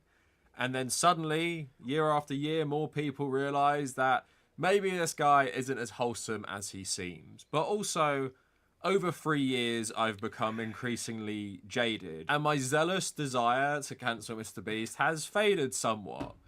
And he already thought he was going to get cancelled for his latest video, where he builds 100 wells in Africa. Africa being the key word, which he likes to use a lot when describing African countries, even if it's a very specific one, where one video is filmed, yeah, he'll because still call it Africa, it would make, which we're going to discuss. And because it I would didn't make a wanna better go after title, him you dumb in the fuck. way I usually do, because if you want that, go watch the other videos. But I kind of wanted to talk about this Mr. Beast in Africa thing in like a wider cultural context and part of a cultural analysis. And I'm going to nip a lot of the criticism of this video incoming in the bud, in that I've watched the latest Mr. Beast video, and in a complete vacuum, yes, it is very good what he did. Hey, what's up?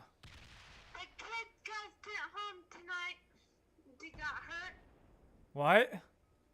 The kid got sent home tonight. Oh, nice. They said they couldn't do nothing for him. They said he's gonna be in a coma. He's still in Missoula. He's still in a coma. He is not awake yet. Oh, yeah. He's unresponsive to Really? the doctors. And they said that they don't know why he's not responding to him.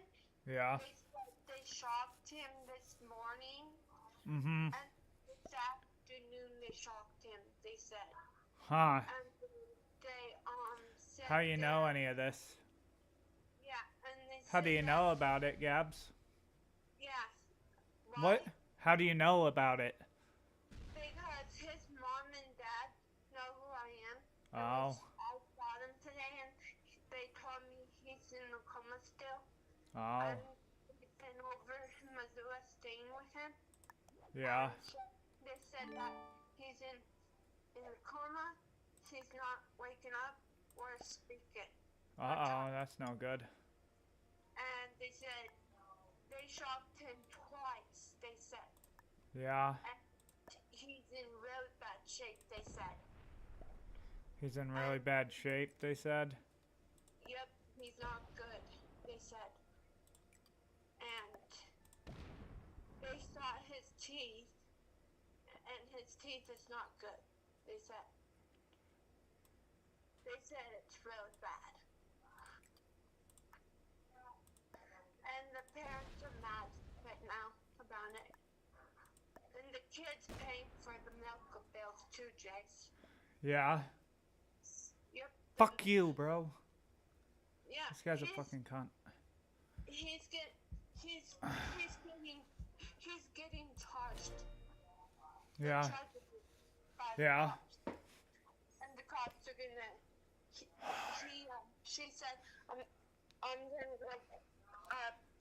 Yeah. I'm gonna make a report about him knocking out my son out of the bar. Yeah. So she said they're gonna go up to the pop's shop tomorrow and Yeah. come and explain to her. And then if the guy don't pay for his stuff, they said that he'll get Yeah. if he don't pay his medical bills, they'll have to see. His mom said that he's supposed to have They're gonna have a lot of medical bills when they Yeah. him out. All right, Gabs. I gotta go, okay? That's scary. I know that. I feel sorry for the kid. Yeah. All right, Gabs. I gotta go. Okay? I just crossed my fingers if he can wake up Yeah. tomorrow. Yeah. All right, Gabs. I'm gonna go, okay? Yeah, she said she'd tell me tomorrow what's gonna go on. Okay. Sounds And then- good. Yeah. So I wanted to tell you how he's doing. So Okay. he's in bad shape. So they said. Yeah. That's. They said they shocked him so good today. It was bad. Yeah. His mom and dad are crying in tears right now. Yeah. They're in bad shape, right? They're sad. Yeah. It's bad. Fuck, They're dude. really bad. This is not good. Yeah, that means his mom and dad's ripped up right now. Like, they're ripped Yeah. up. Like, Yeah. they don't even want no one to be around them right now. Like, they don't want people at the house, nothing. Yeah. She's like, because it's too bad. Because she's like, I can't have. Yeah. I can't get over it. And I said, yeah, I know. If it was something like me, I Yeah. said my sister would be so devastated. She would be crying. Yeah. And I said, it's the thing. And I said, it's gonna be hard on you down the road. It's just gonna. Yeah. It's not gonna be easy tomorrow. I said, it's gonna be hard on you guys when you're going to Missouri and staying. Yeah. Staying there. And she's like, yeah, it's Yeah. I said, yeah, it's hard, you know. And I asked him, I said, can I help you do something? Yeah. All right, Gabs. I'm gonna go, okay? Yeah. All right. I'll see you later. Love ya. Bye. Bye. She just be making up stories all the time. Fucking A, dude. Why does this guy keep attacking me? You see in the video, he helps a lot of these communities with their water. He even builds a bridge for one of them. Amazing, right? We can all agree, in a vacuum, someone building wells and helping with the bridges is a good thing. So don't start writing in the comments that, oh my god, how could you criticize Mr. Beast? He is literally the reincarnation of Jesus Christ. But I kind of wanted to talk about Africa as a canvas for charity work, stereotypes around Africa, kind of stemming from like my own childhood. And I guess Mr. Beast has kind of never ever heard the conversation that white celebrity going to Africa has been outdated for a long time. But we're going to talk about all of that today. Like I said, I've lost my desire to cancel this man.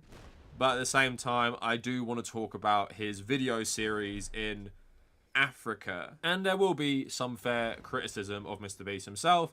And I'm not going to pretend I like this guy. I don't. I think nearly everything he does is for clout. I think everything he does is for attention, money. Talks about wanting to be president one day. And his platform seems so stupid. Yeah. Run for prez? Yeah, I want to try to make a ton of money and then just like give it all away right before I announce my campaign. Like, I thought you were gonna say buy the presidency. No, like imagine I bought the White House. Imagine I have like $10 billion and then I just give it all away and I'm just like, I can't be bought. I had it all, give it all away. Like, that's pretty powerful. So if I believe that he sincerely wants to be president one day and he does all these viral stunts, including charity work, is that maybe him working towards becoming like the president or something?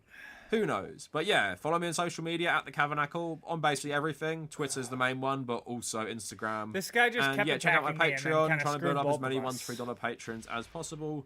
Thanks Like, for what a all the douche. recent support He was lately. my, And this will also be like a nice break from like the Palestine coverage. I will make a video on something Palestine related this week, and I'll probably do a live stream about it as well. So look out for that. So let's first talk about like stereotypes of Africa and charity work. So I was born in 1995, so I don't remember like Live Aid, but I remember Live Aid, and I remember Make Poverty History. Do you remember that? it was basically these Western campaigns focused on Africa and was always talking about like tackling hunger, getting rid of malaria in Africa, you know, solving all these issues with water as well. I remember that's a big one. And basically the propaganda you were fed in this like late 1990s, early 2000s optimism of solving all the issues in the world under globalized capitalism was basically you would see loads of pictures of malnourished sub-Saharan African children. Could be from Somalia, could be from Ethiopia, Kenya, could be from anywhere. Basically, there wasn't really any specific context given, rather than black kids are hungry, black children don't have shoes, black children don't go to school, black children hike 4 hours every day to get their water allowance and stuff like that, right? That was the image you were shown throughout your childhood. And these campaigns like Make Poverty History were, of course, you know, in this neoliberal system, very, very vague. The problems weren't like neo-colonialism in sub-Saharan Africa, which is caused basically most of its problems, or capitalist extraction of sub-Saharan Africa, where all this charity work is focused. No, if you simply did loads more charity projects, you would fundamentally solve these problems. The side effect of these massive charity campaigns like Comic Relief, Make Poverty History, Live 8 is everyone just thinks Africa is just black Africans living in straw huts who drink dirty water. And I've literally had arguments with people that Africans have history beyond both living in rural villages and actually having massive historic civilizations that predate European colonialism.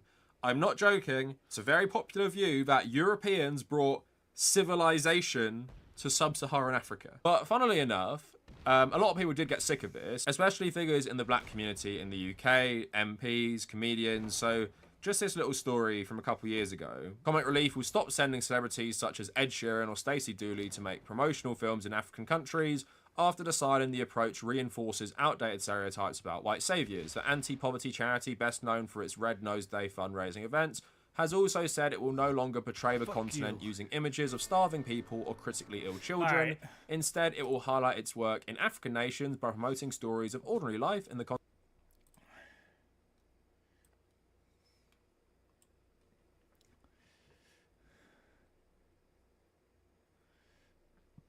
All right. Now let's get back to this.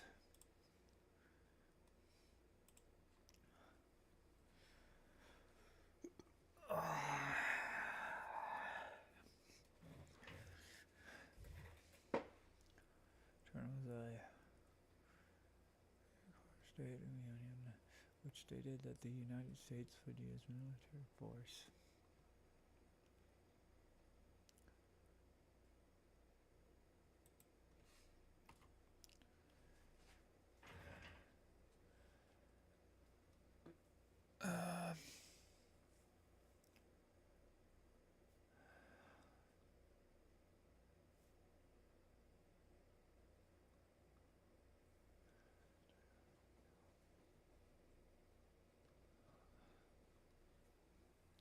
The doctrine. President Carter in his State of the Union after stating that the Soviet troops in Afghanistan posed a grave threat to the free movement in the Middle East oil, proclaimed the region is now threatened by Soviet troops in Afghanistan of its great strategic importance. It contains more than 2/3 of the world's exportable oil. The Soviet effort to dominate Afghanistan has brought Soviet military forces within 300 miles of the Indian Ocean and close to the Stairs of Hormuz, a waterway through which most of the world's oil must flow. The Soviet Union is now attempting to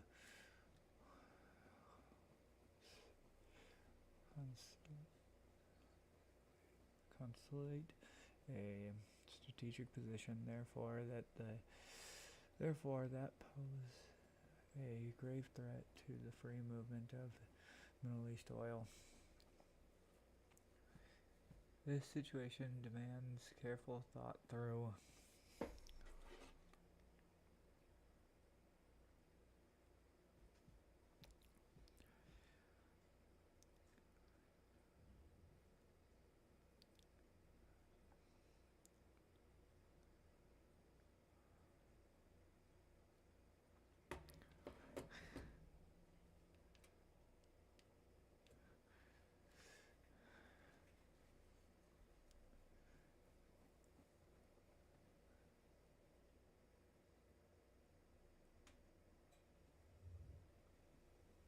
through steady nerves and result action not only for this year but for many years to come. It demands collective efforts to meet this new threat of security in the Persian Gulf and in Southwest Asia. It demands a participation of all those who really rely on oil from the Middle East and who are concerned with global peace and stability. It demands consultation and close cooperation with countries in the area which might be threatened. Meeting this challenge will take national will, diplomacy, and political wisdom, economic sacrifice, of course, military capability. We must call on the best that it is to preserve the security of a crucial region. Let our position be absurdly clear. As an attempt by any outside force to gain control of Persian Gulf region will be regarded as an assault on the vital interest of the United States of America. Such an assault will be repelled by any means necessary, including military force. That's crazy.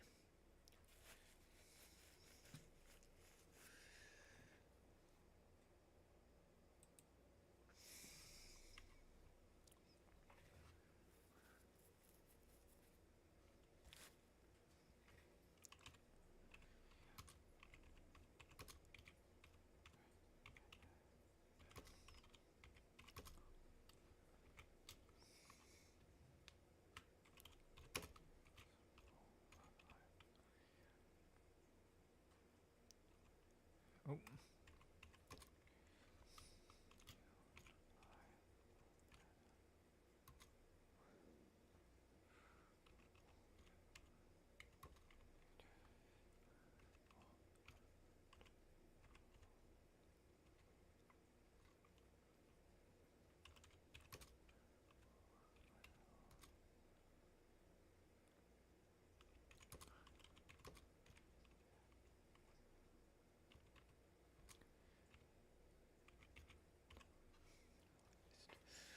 Okay.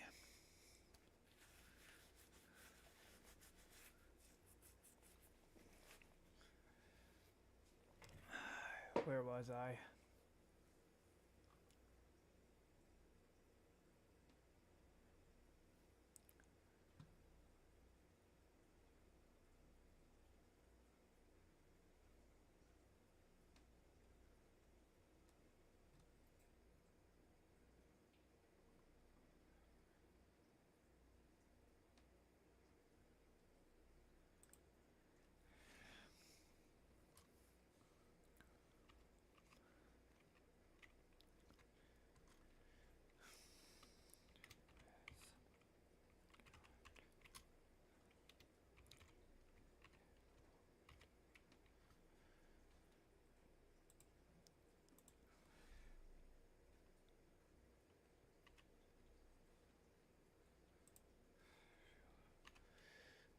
The shield.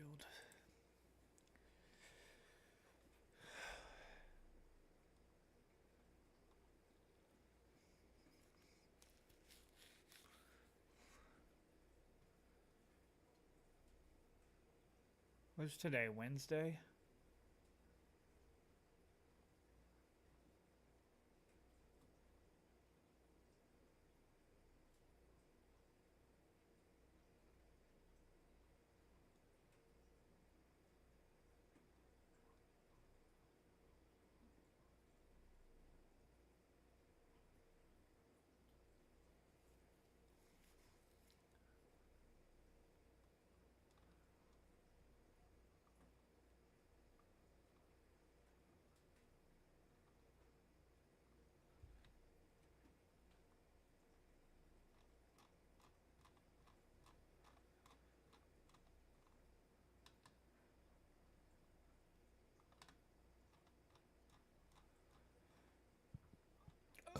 There we go.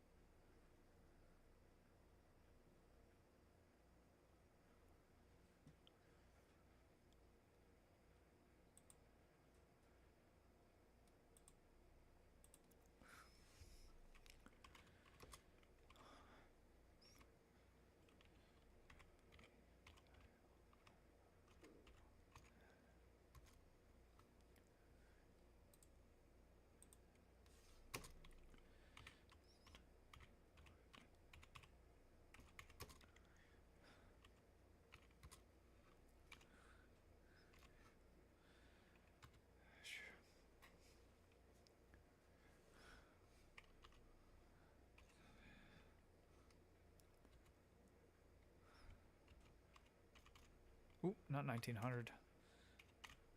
1990.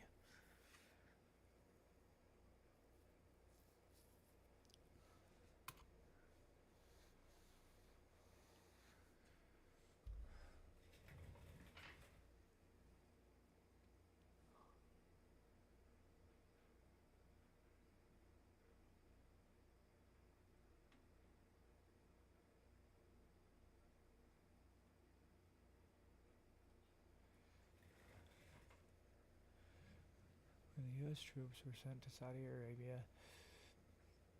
deal also to the request is of its monarchy.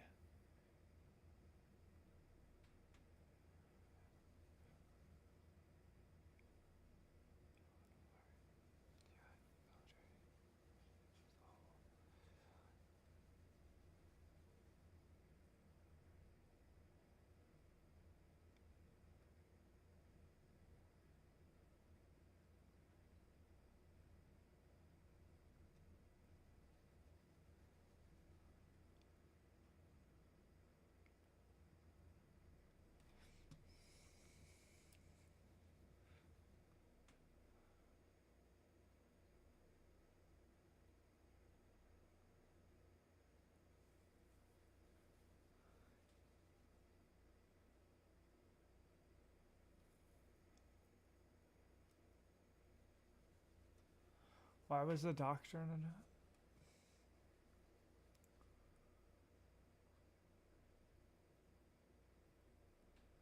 Alright, let's look up Operation Desert Shield.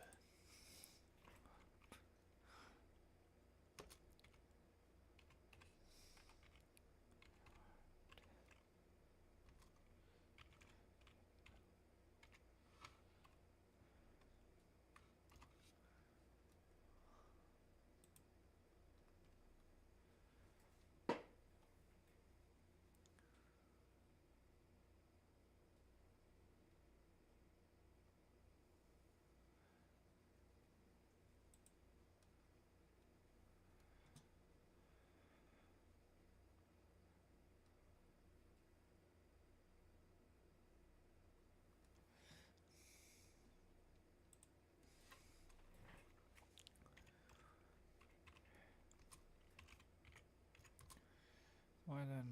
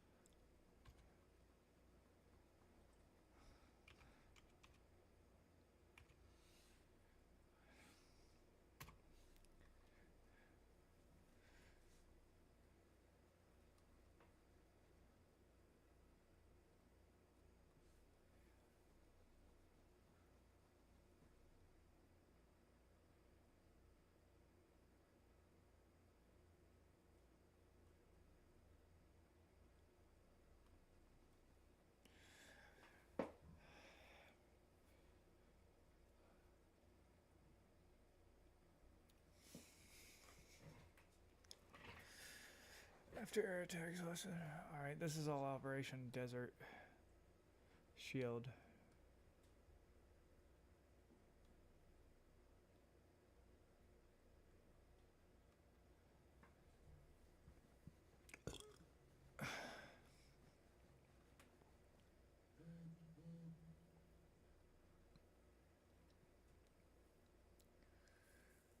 Test your knowledge.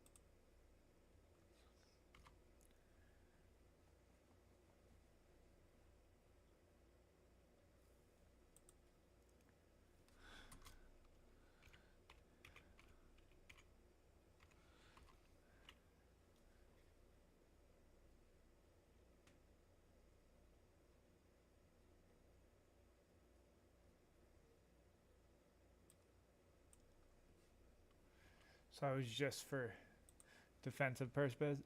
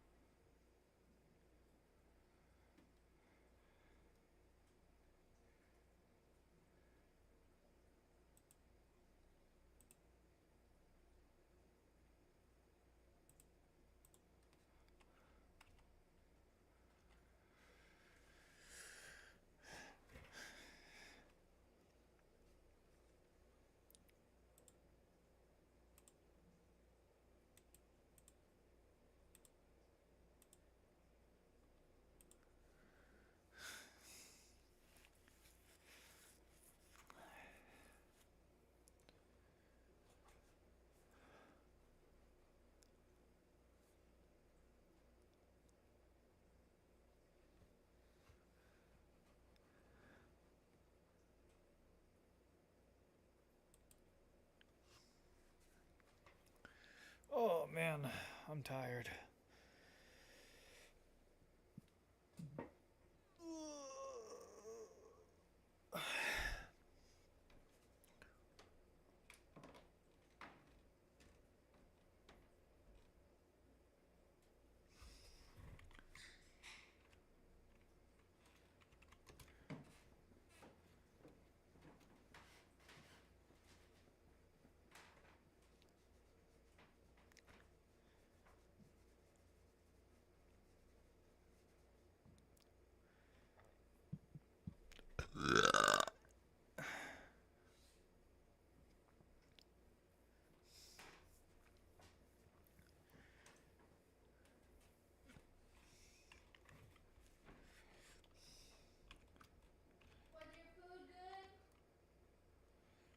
Yeah.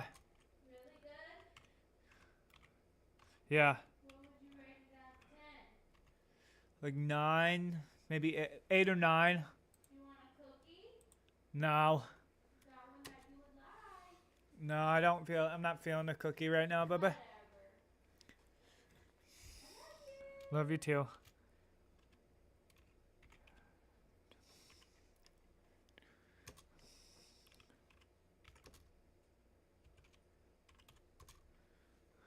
Right, it was its 19th.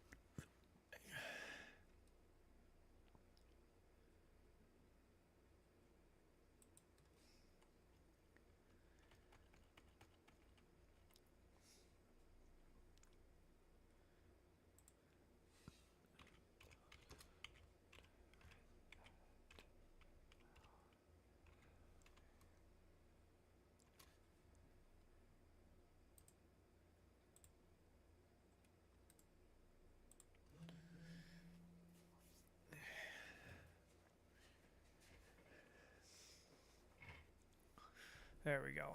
That seems better.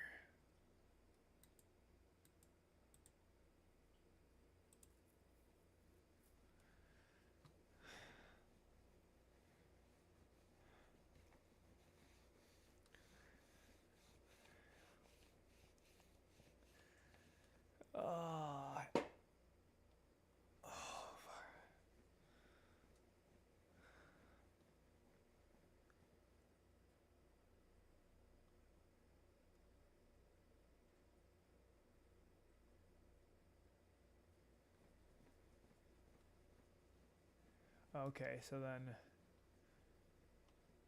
once we get down to here, I'm going to stop for the day.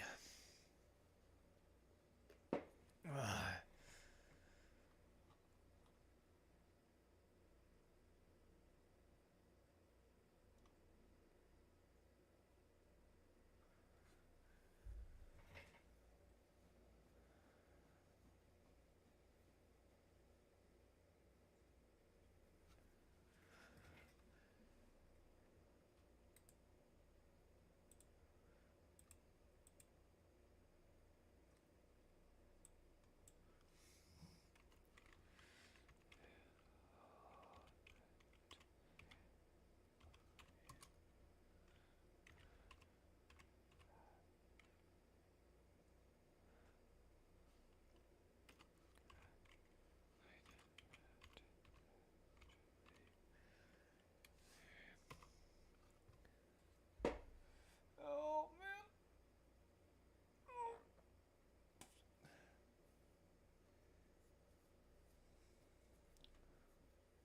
I've got to go take a shit.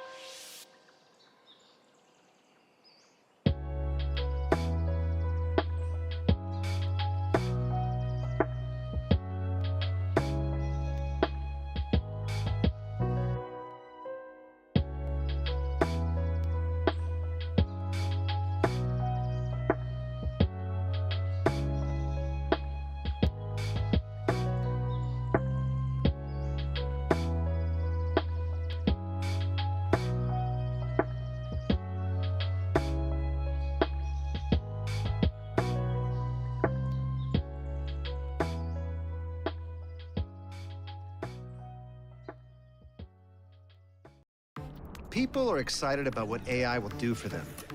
We're excited about what AI will do for business. Introducing Watson X, a platform designed to multiply output by training AI with your data. When you Watson X your business, you can build AI to help coders code faster, customer service respond quicker, and employees handle repetitive tasks in less time. Let's create AI that transforms business with Watson X. IBM, let's create.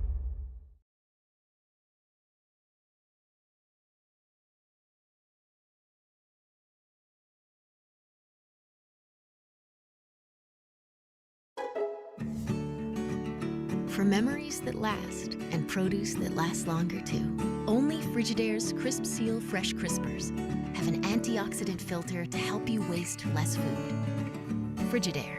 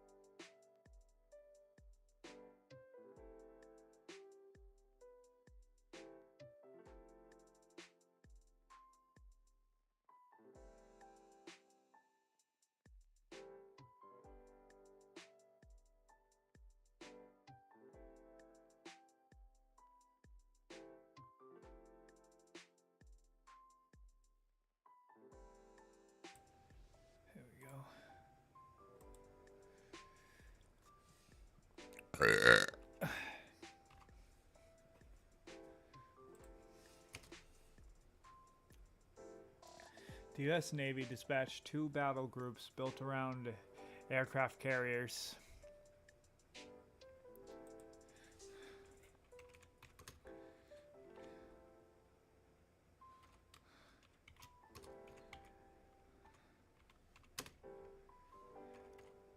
I don't know why I put a Y there.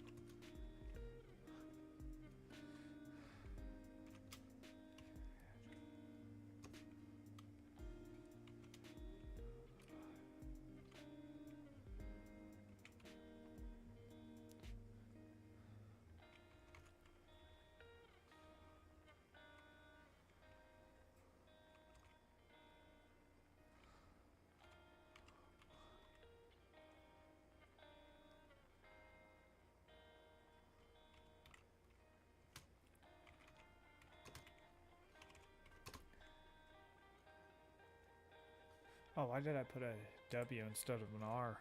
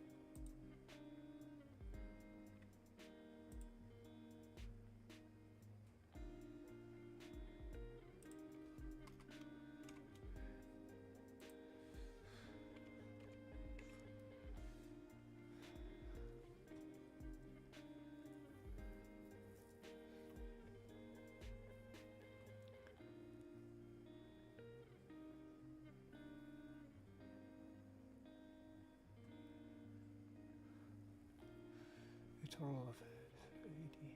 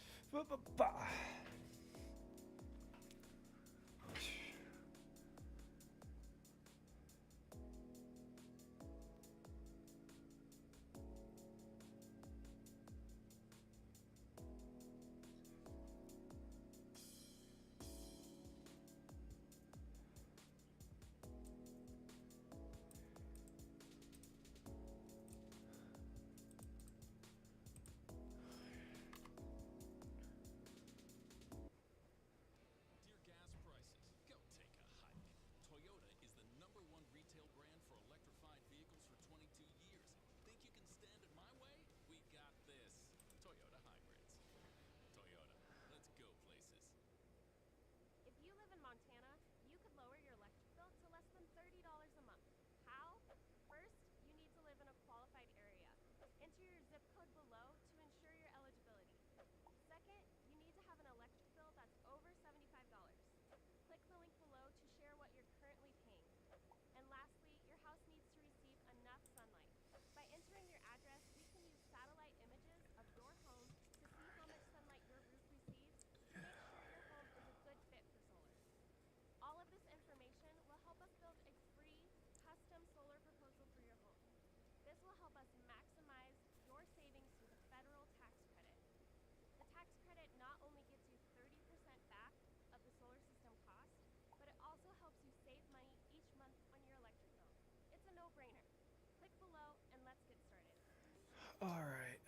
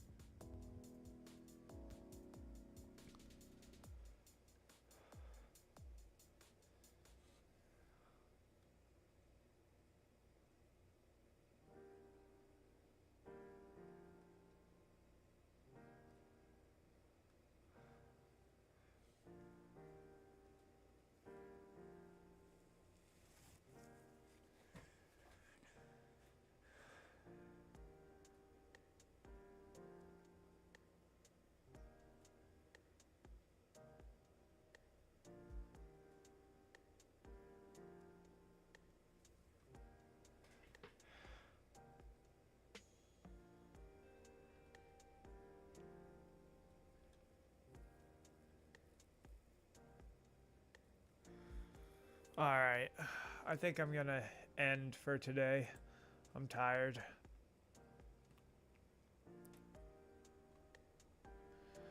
All right. I will continue research tomorrow and the next day. And then on Saturday, I might continue researching for a little bit. But then I'm going to open up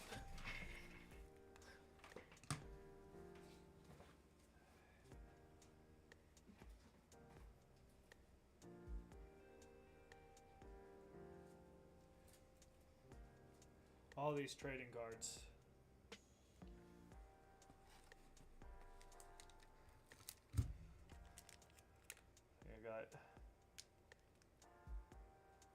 I got these ones. I got these ones. Desert Storm Victory Series. These ones are created by Tops. And then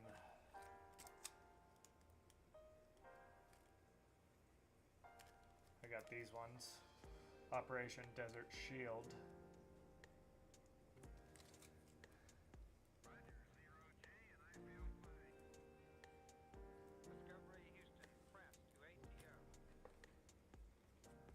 And then these ones right here. Pros Operation or Desert Storm Pro Set cards. This is the whole reason why I was doing the research on the Gulf War was because I wanted to open these cards. So, yeah. I'll be doing that on Saturday. Alright.